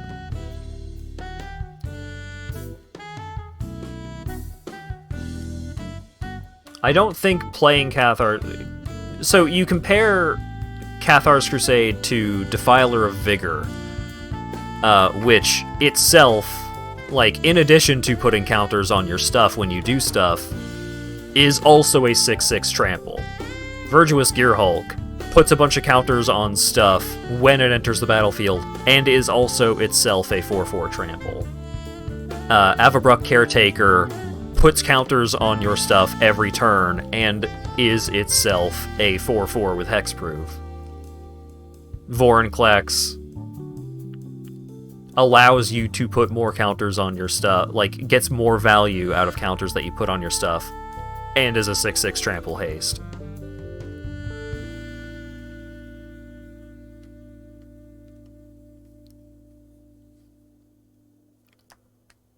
I think it's too slow. If, when you cast Cathar's Crusade, it put counters on each creature you control, I would be more inclined to include it, but... like, the turn that you play Cathar's Crusade, you're not doing anything to improve your board state. In most circumstances.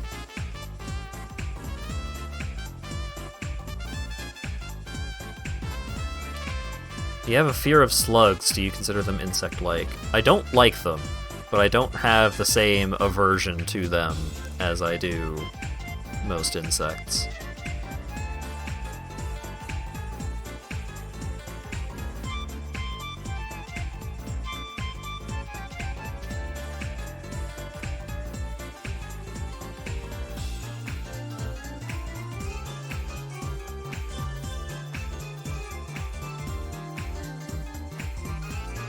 Just wanted to check for a meme?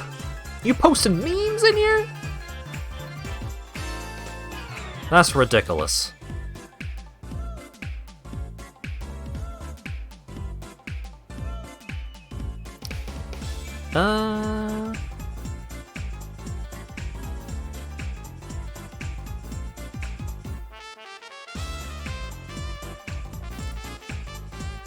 Contortionist Troop is pretty good, but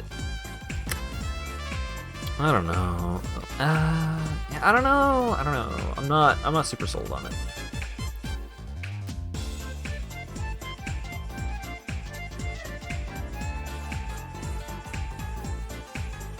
I think there's a couple of these creatures that I should probably be cutting in favor of some more removal, to be perfectly honest.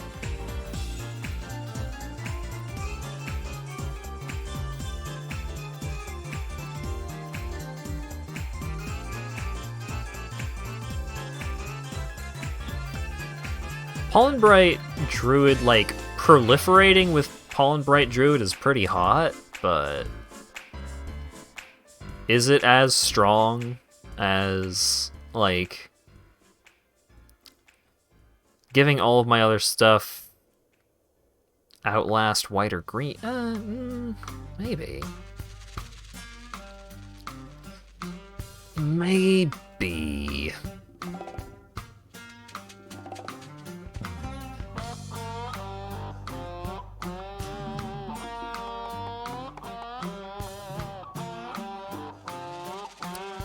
Yeah, the new Elf Lady gets stronger based off of how many creatures you have. Oh, I think I know who you're talking about.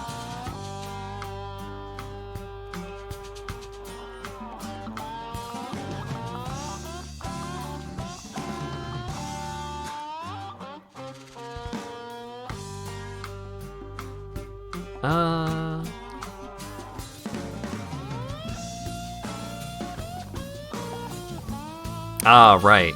Queen Alinal of Ruadak. 2 white for a star. Power and toughness equal to the number of creatures you control if one or more creature tokens would be created. Yeah, so this is a tokens kind of card. This is not a counters kind of card.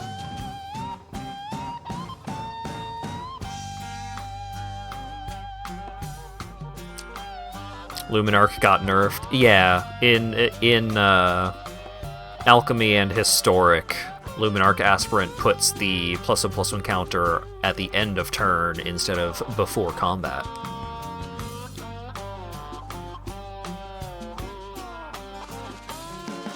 Because it was too good.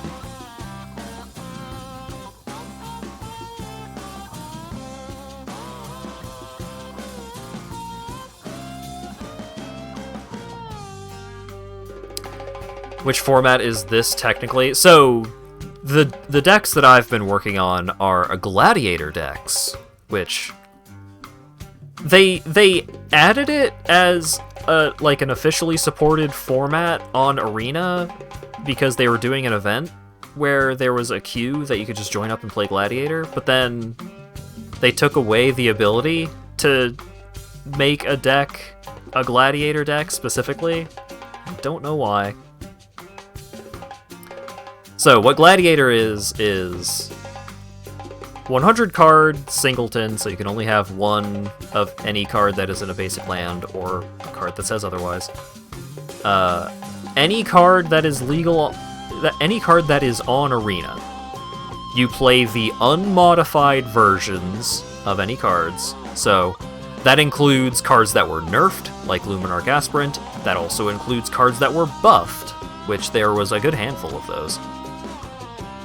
You play the unmodified versions of any cards, and it's just any card that's on Arena, you can play it, except for a ban list of 5 cards, which... Is it 5? I think it's 5. Hang on, where's the official Gladiator Discord? There it is. Format rules. Hey, it is 5. So the 5 cards that are banned are Field of the Dead, Natural Order, Nexus of Fate, Oko, Thief of Crowns, and Teferi, Time Raveler. Not allowed to play those ones.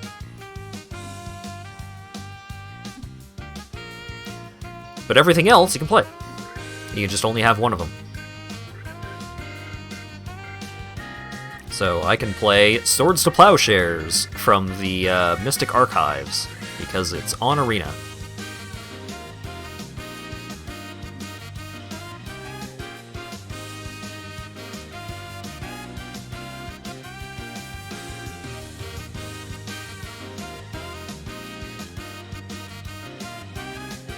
So I need to cut 1 card. I've got 37 lands in here. That's a lot. But I don't have any spells that are also lands in this deck. So maybe I could get away with just cutting a land here.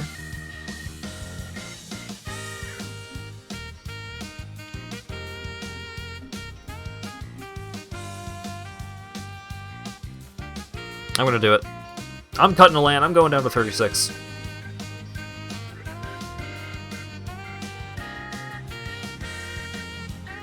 Now, do I want to spend one of my 5 rares on Quirion Beastcaller? Oh yeah, so in order to get at, like, in order for the deck builder to show you all the stuff, you need to set your deck type to Direct Game, not Direct Game Rebalanced. Because Direct Game Rebalanced will include all of the nerfs and stuff. You need Direct Game.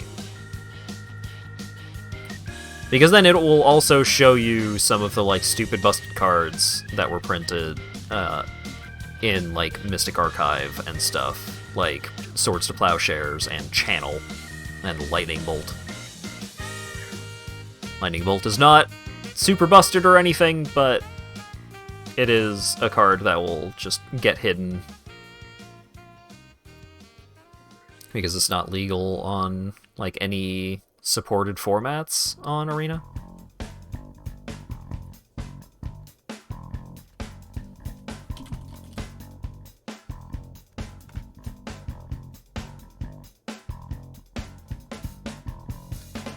Could Jiang Yang Yu work?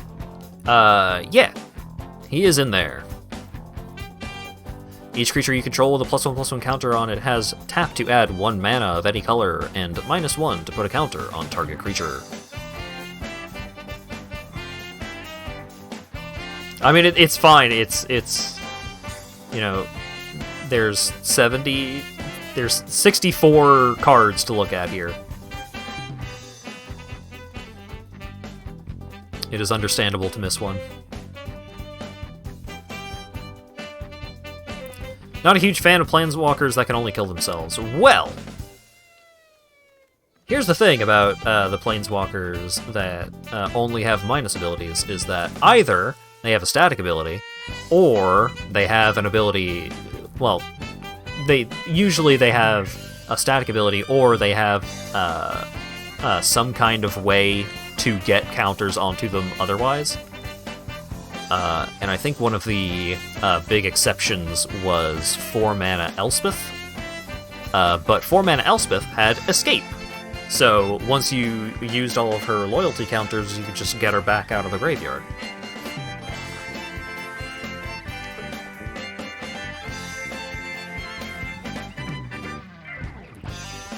I understand not liking it, and that's fine.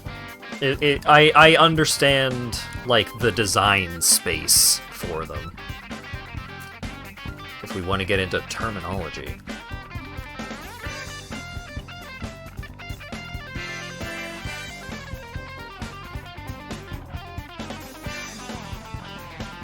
Okay. I'm gonna craft it. I'm doing it. Because I really like the counters deck, and I think Quirion Beastcaller will be a powerful inclusion.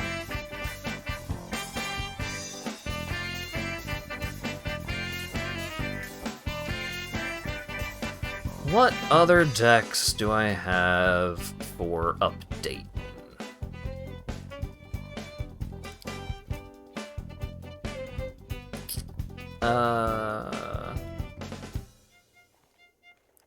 How many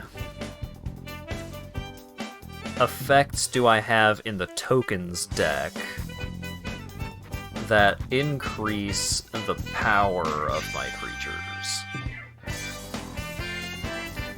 I don't think I have a ton. Because what I was thinking was the token deck could be where I put Baird, Argivian Recruiter, because he makes extra tokens, which is ostensibly what this deck wants to do. But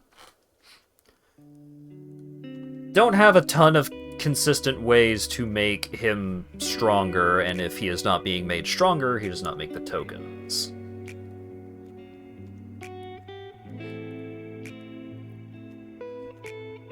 I think I want King Darien in this deck. Other creatures you control get +1/+1. He can make creatures. It costs a lot of mana, but he can make extra tokens if he really needs to. But most importantly, sacrifice him. Creature tokens you control gain hexproof and indestructible until end of turn. So if your opponent is going to destroy all creatures by casting Day of Judgment or something similar, you can sacrifice King Darien and all of your tokens are fine.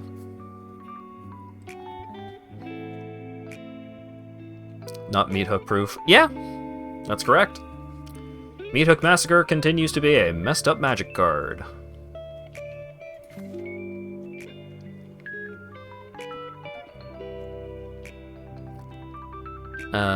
Now, do I want to include Queen Alanal? Because Queen Alanal, whenever one or more creature tokens would be created under your control, those tokens plus a 1/1 soldier creature token are created instead. So I get a bonus.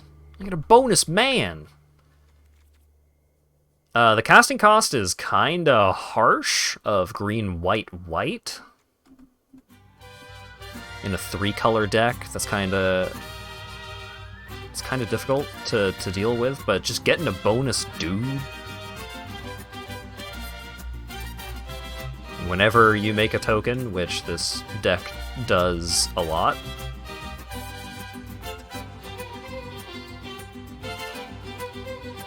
Maybe worth it.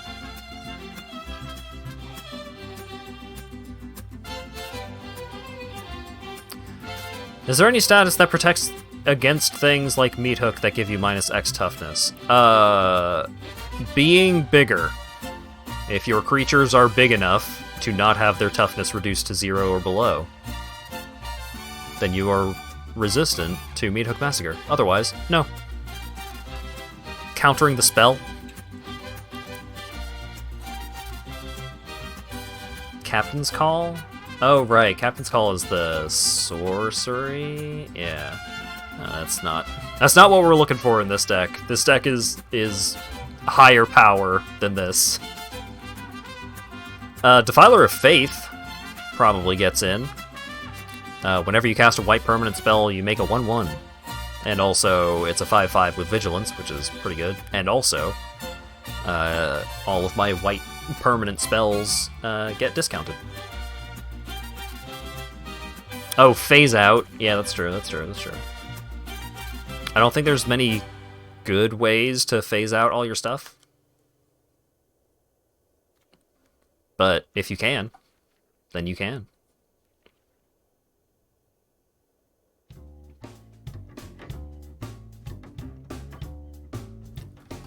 Sorry for leading you astray there with my answer previously, but I was thinking more about...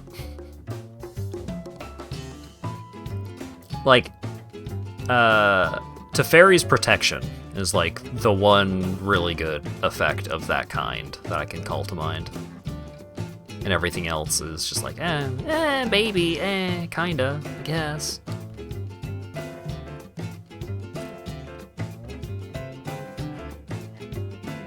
Three mans. You know what also makes three mans?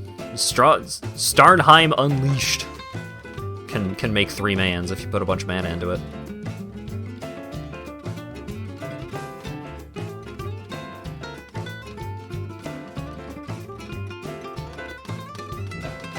Adeline can make a man every turn.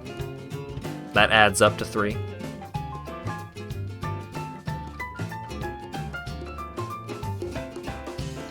Horn of Valhalla can make 3 mans for only 5 mana. Not a great argument there, but...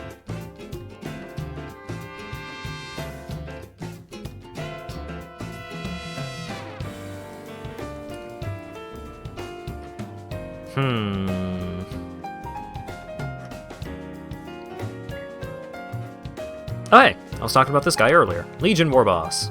3 mana 2/2 Goblin Soldier with Mentor. At the beginning of combat on your turn, create a 1/1 Goblin creature token. That token gains haste until end of turn and attacks this combat if able. It's great. Love it.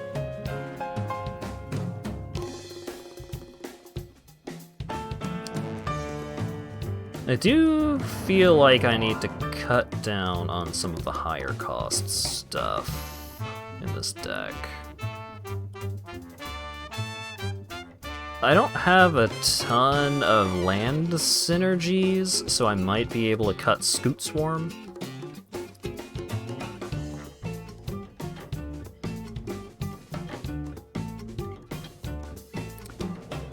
Cutting the Spirit Bomb is probably correct, but I do find it very funny.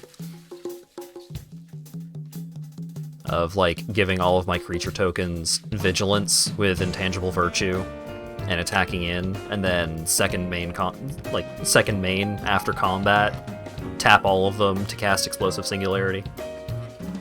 It's very funny.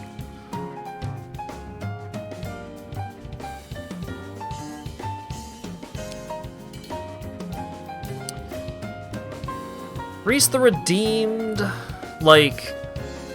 For 6 mana, you can create, for each creature token you control, create a copy. Like, that's powerful, but in order to make any tokens itself, it costs 3 mana and you have to tap it? Like, that's pricey. I'm never excited to see Reese, like...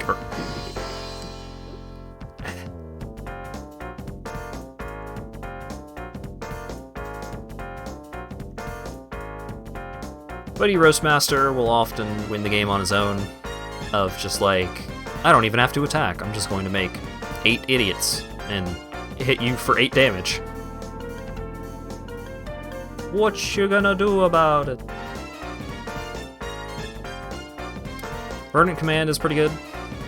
You get 2 1/1s and you can counter a loyalty ability of a Planeswalker, or exile a card from a graveyard, or gain 3 life, or force your opponent to gain 3 life if they're playing Death Shadow, which I believe is also legal in Gladiator. I think they put that on Arena for some reason.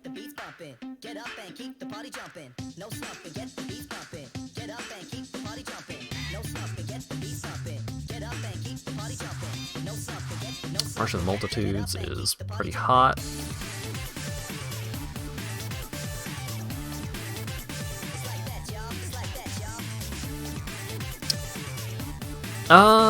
I could bring in that Naya Legend.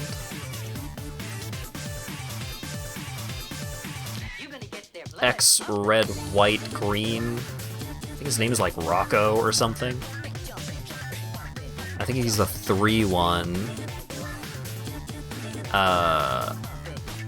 You search your library for a creature card with mana value X or less, and put it onto the battlefield.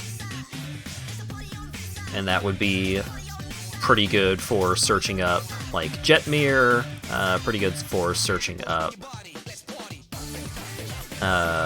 Tristani Discordant, or Terror of the Peaks, or something. Might be good. Rocco's modern deck.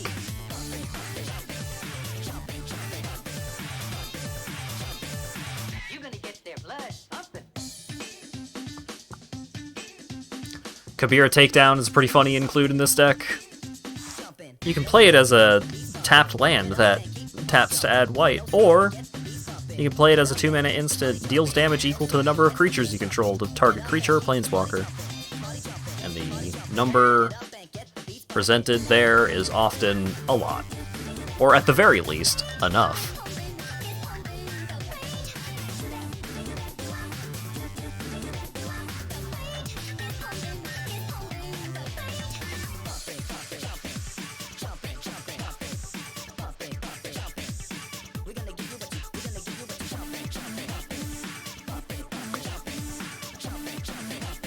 Embercleave is hard to cut, because it's just really good. Just attack with a bunch of idiots and put this big stupid sword on them. And if it doesn't kill your opponent right away, you now have an Embercleave on the battlefield for cheap.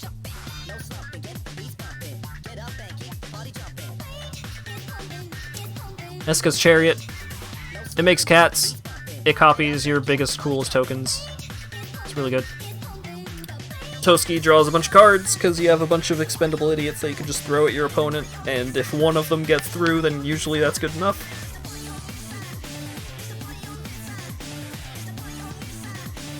The Wandering Anime makes your dudes bigger. Pretty good.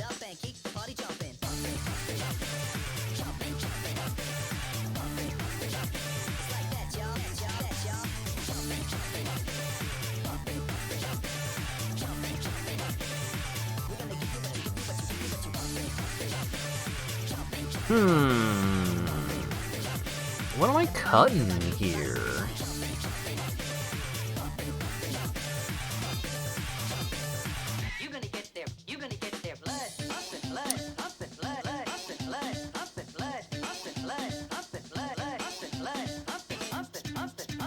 What's the equip cost on Horn of Valhalla again? 3? That's a lot, but the sorcery that you can cast as an adventure on it is also just solid. X white white to make at least a handful of fellas. The Hellrider is like one of the big reasons why we can't cut red from this deck. Whenever a creature you control attacks, Hellrider deals 1 damage to the player or planeswalker it's attacking. It adds up real fast.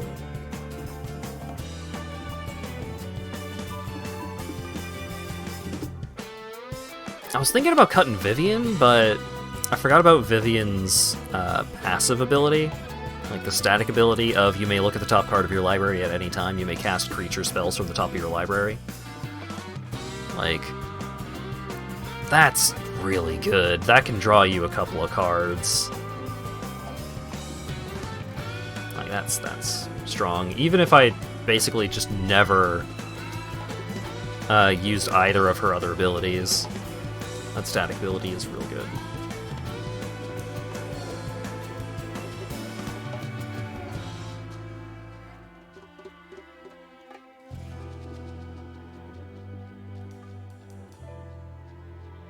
I'm thinking the cut here might be Scoot Swarm. Because I don't have a lot going on in terms of, like, getting a ton of lands onto the battlefield reliably, which is what you really want with Scoot Swarm. Like, just incidental, I'd play a land and get some value out of it, that's nice. But if I wanted to do that, then there's also Felidar Enclave, which is 3 and a white for an enchantment.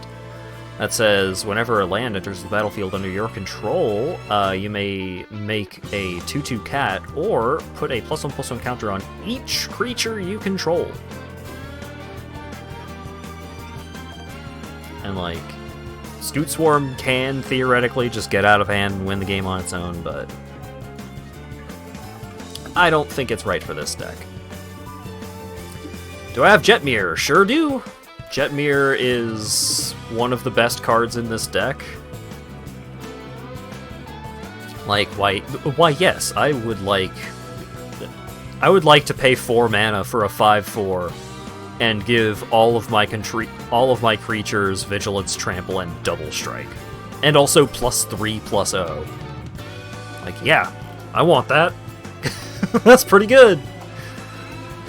Jetmir is nuts.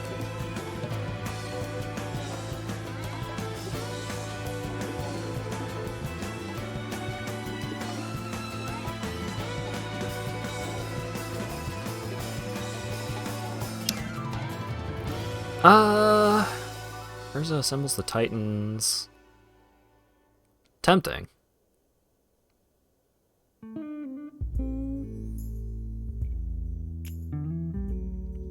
Tempting to put into my Planeswalker deck, I should clarify. I think I'm done tinkering with Naya tokens for right now.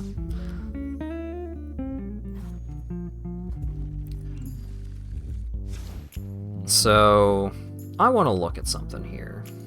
Direct game. Defender.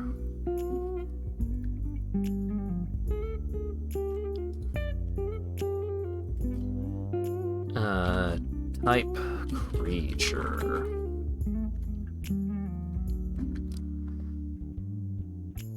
So we got Flumph. 0/4 Defender flying. When it's dealt damage, you and target opponent each draw a card. Novice Knight is a 1 mana defender. As long as it's enchanted or equipped, it can attack as though it didn't have defender, but it still has defender. Clockwork Drawbridge, cheap defender. Resolute Watchdog, cheap defender.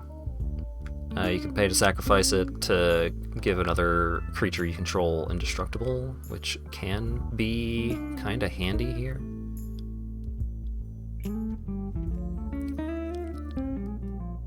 So could I go 4-color defenders?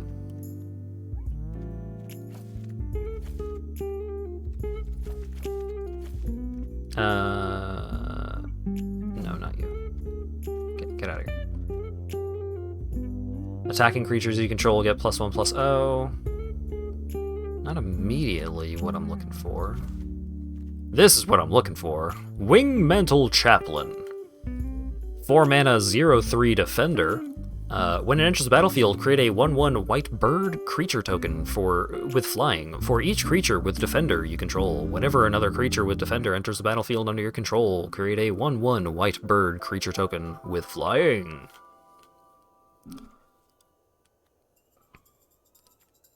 Shit is popping off outside. Oh.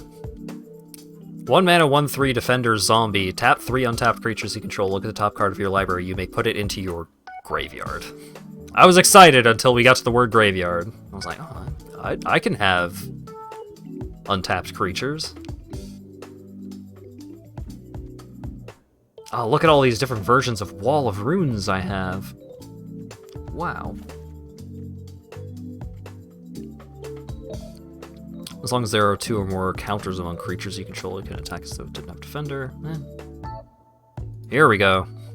There's a win con right there. 1 and a blue, tap. Target player mills X cards where X is the number of creatures you control, with defender.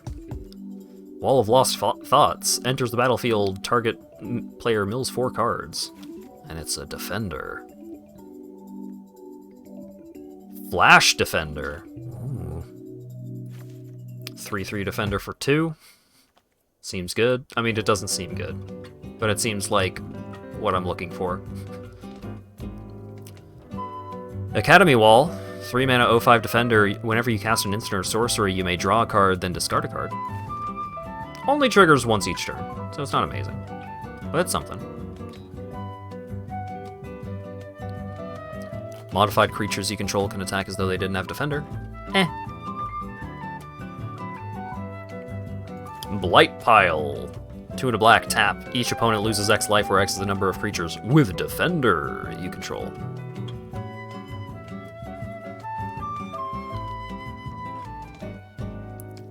Is there any other creatures that care about Defender specifically? Tap to deal 1 damage to each opponent. That's not bad. And then you got Thermo Alchemist, which has the same effect. Yes, let's build 5 color walls. Defender Reach. Discard Bamboo Grove Archer, destroy target creature with flying. That's not bad. As long as you control a big creature, you can attack as though it didn't have Defender. When this wall enters the battlefield, look at the top 6 cards, reveal a land, put it into your hand, put the rest on the bottom. Defender, tap to gain 1 life, or you can sacrifice it to learn. Oh right, Overgrown Battlement is in this, on Arena, in this format. Wall of Blossoms, Carven Caryatid. When it enters the battlefield, draw a card. Defender, protection from zombies. Sacrifice a creature with Defender. All creatures gain trample until end of turn.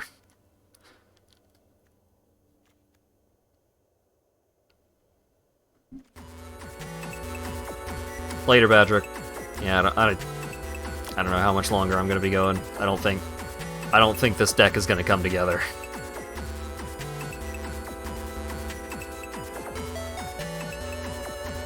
The all defenders deck. Pipe train, let's go. Just as loud as possible. I love it.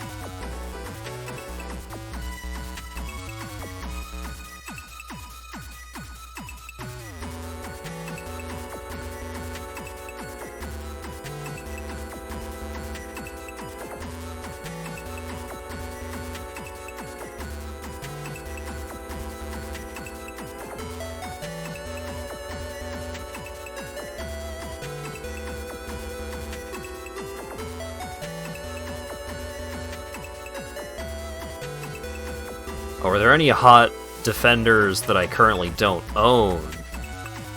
Oh right, Faithbound Judge. Faithbound Judge is actually a good card. 1 white for a 4/4 flying, defender flying vigilance. At the beginning of your upkeep, if Faithbound Judge has 2 or fewer judgment counters on it, put a judgment counter on it. As long as Faithbound Judge has 3 or more judgment counters on it, it can attack as though it didn't have Defender. Then you can disturb it for 5 white, which is you cast it out of your graveyard. And when you cast it out of your graveyard, it becomes Sinner's Judgment, or a curse. Enchant player at the beginning of your upkeep. Put a judgment counter on Sinner's Judgment. Then if there are 3 or more judgment counters on it, enchanted player loses the game. If Sinner's Judgment would be put into a graveyard from anywhere, exile it instead.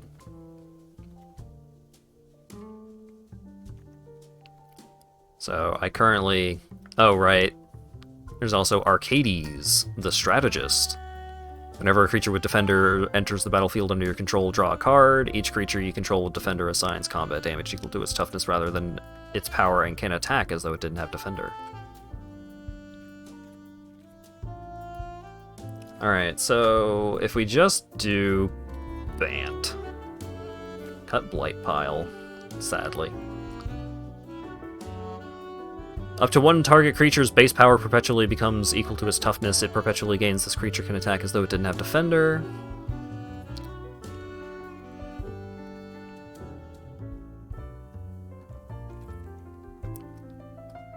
conjure a card named Lumbering Light Shield onto the battlefield. It's pretty good.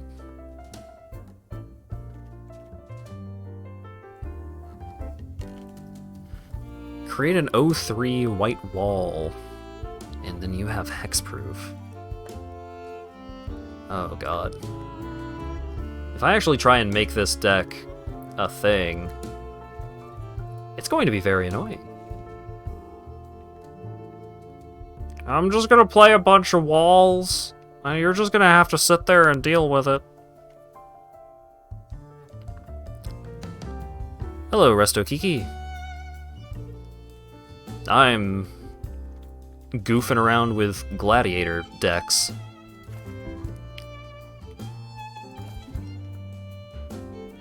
Just theory crafting a wall deck, and I don't think it's going to come together.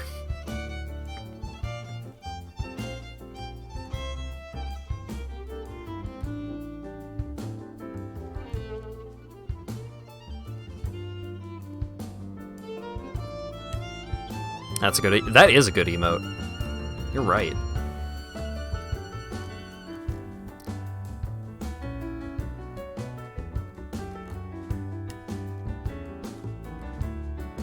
Loses defender and becomes human. When it enters the battlefield, scry 2. When you sacrifice it, return it transformed under its owner's control. Huh. Oh well, actually. Transforms into a 4/4. You can sacrifice islands to make it unblockable. Can you learn in Gladiator? No. So there is no sideboard, there is no lesson plan, which was the term that I heard that I liked a lot. You cannot have a companion, you cannot have a commander. Like, all of your cards have to be in the deck. However, you can include any cards that are on Arena except for a banned list of 5. And the 5 cards are understandable. It's Field of the Dead, Natural Order, Oko, Teferi, and what was the other one?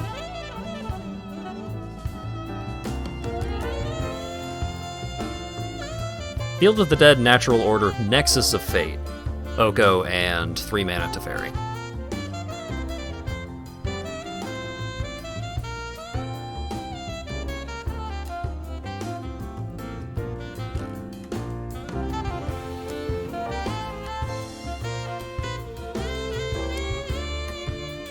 Yeah, it is a shame.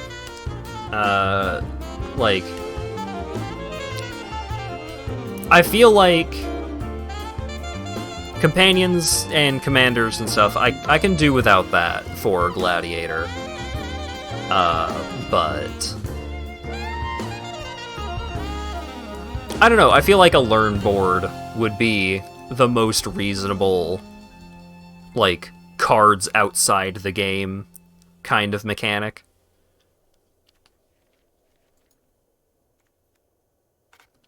I'm fine without, like, traditional wishes and stuff like that, but I thought the learn mechanic was pretty cool.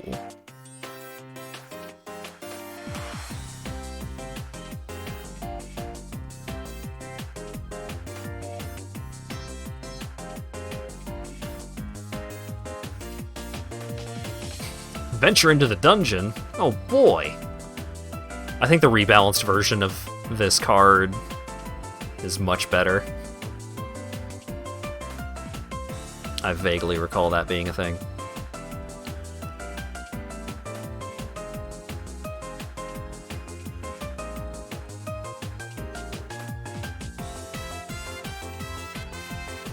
Yeah, some classic Wall of Mists here.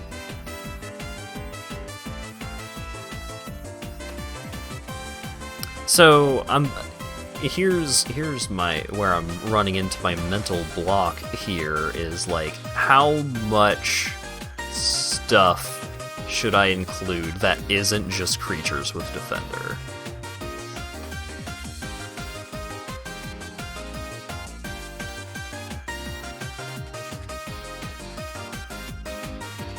Because if I just put, like, if I shove in as many walls as I can end up with a lot of stupid walls. I guess I would have to at least include, like, some tutors to try and get my high alert, to try and get my Arcades. Like, get Faithbound Judge. Wingmantle Chaplain. I would have to have some creature tutors at least. So like Finale of Devastation is the big one.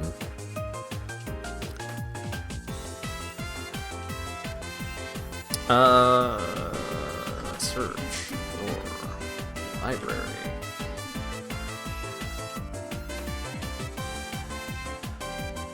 And then also creature. Did I not include the other? I did. Okay.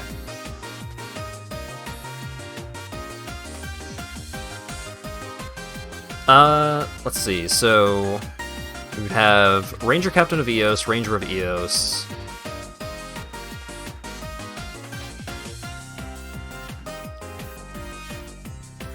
We could bring in Fauna Shaman.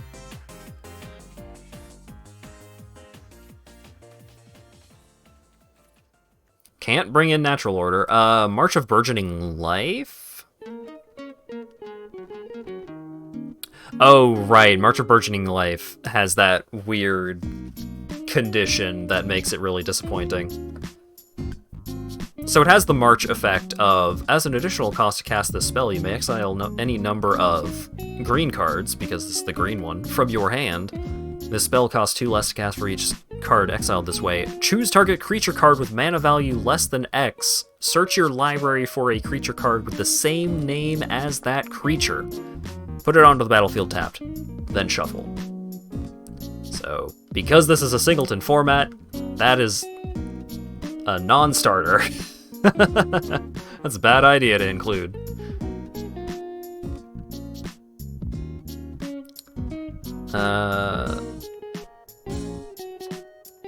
Could bring in Vivian.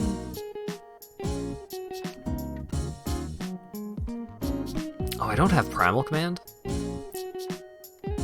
Search your library for a creature, put it in your hand, and shuffle. I should probably craft a Primal Command at some point. Nihili's Intervention. Does this just let you search? No, this lets you search for lands and hurt creatures with flying. Alright, we'll at least grab Finale of Devastation.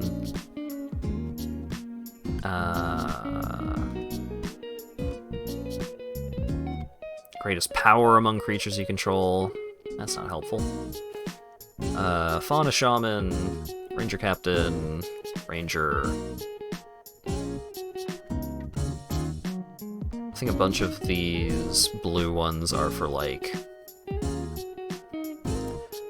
When it enters battlefield, search your library for a creature card with Eternalize or Embalm, put it into the graveyard and shuffle. Oh, right. I don't think there are any defenders with Embalm, unfortunately.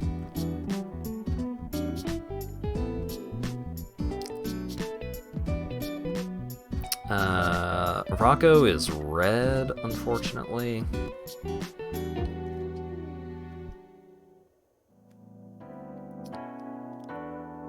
We've got Neoform.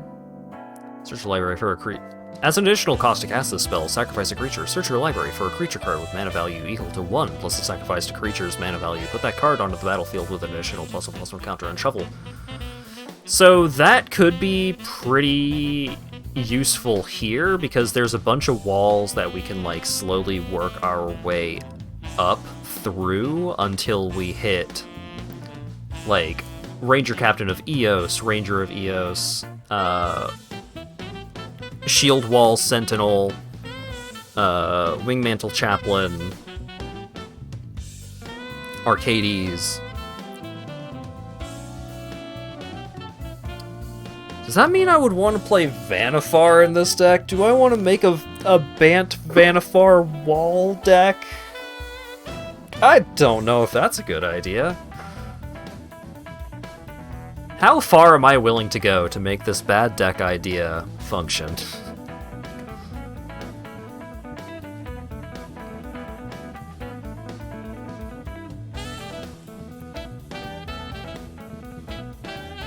On the upside, Prime Speaker Vanifar does synergize with Assault Formation, High Alert, and Arcades.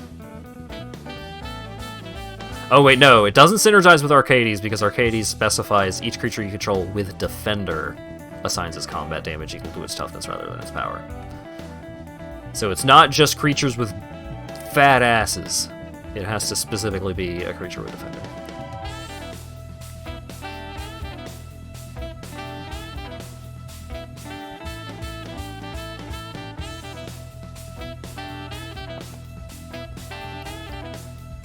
Sacrifice a creature.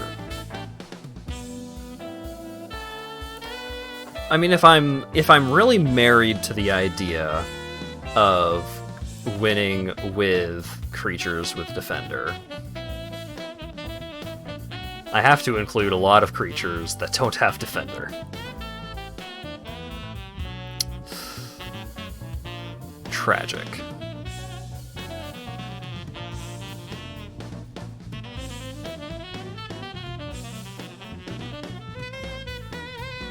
Like, I can include Vivian and other Vivian because she helps me look through my library for other creatures.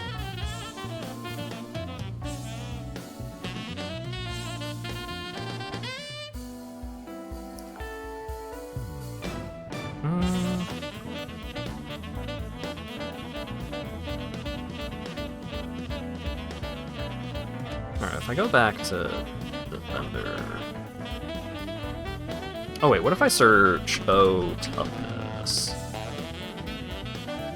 Search specifically for things that care about having large toughness.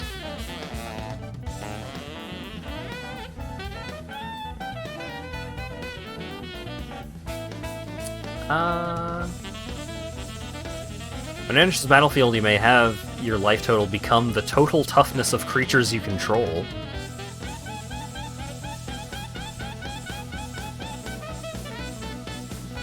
I mean, that could be a way to gain a lot of life. Doesn't really win me the game, but it's something. Y'all, I'm starting to think that this deck idea might be bad, actually. Somehow. I don't know how this could possibly happen.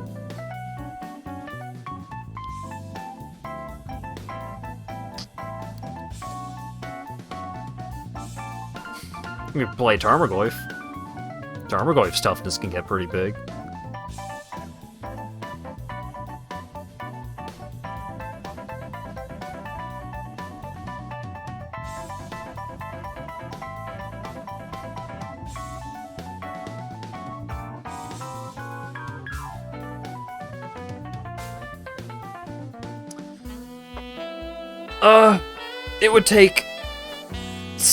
It would take multiple mythic wildcards to do anything with this deck. I don't think it's... I think this deck might go into the garbage. I'd like to discard this deck because it's also even later than I had expected this stream to go, because this was supposed to be just me tinkering and toodly-doodling with a couple of decks. So I updated a couple of decks, and maybe at some point I will stream playing with these decks, or maybe I'll just play some of these decks in my own time. But, yeah, I'm super hungry, so I'm gonna go get something to eat. Upcoming streams! How about that? Tomorrow, Tuesday, we've got Yakuza 3 continuing. And the plot is finally getting going. We're not just talking to orphans anymore. We're actually making things happen. It's crazy. Very exciting. Thursday might finally actually be playing some Man vs. Machine. I've mentioned that I have declared intent to use some Magic terminology, to stream that at some point for a little bit now, but for one reason or another, it just hasn't worked out. But maybe Thursday it'll actually happen. And then I think on Saturday we might be doing some more Super Mario 64 Chaos with me and Lawyer Dog. And rather than continuing to compete with each other, I think we might do it where him and I will just pass the controller off to each other whenever we get frustrated, I guess. It'll be a couch co-op. What's the term that Tie Tuesday uses? It'll be a cyber couch. It'll be a cyber couch experience of us trying to get the remaining 35 stars, I think. And then beat Bowser 3. So, thanks everyone for showing up and hanging out in chat, and thanks again, huge thanks to Dan for the 5 gift subs. And hopefully, I will see you all again tomorrow for Yakuza 3. Have a good one.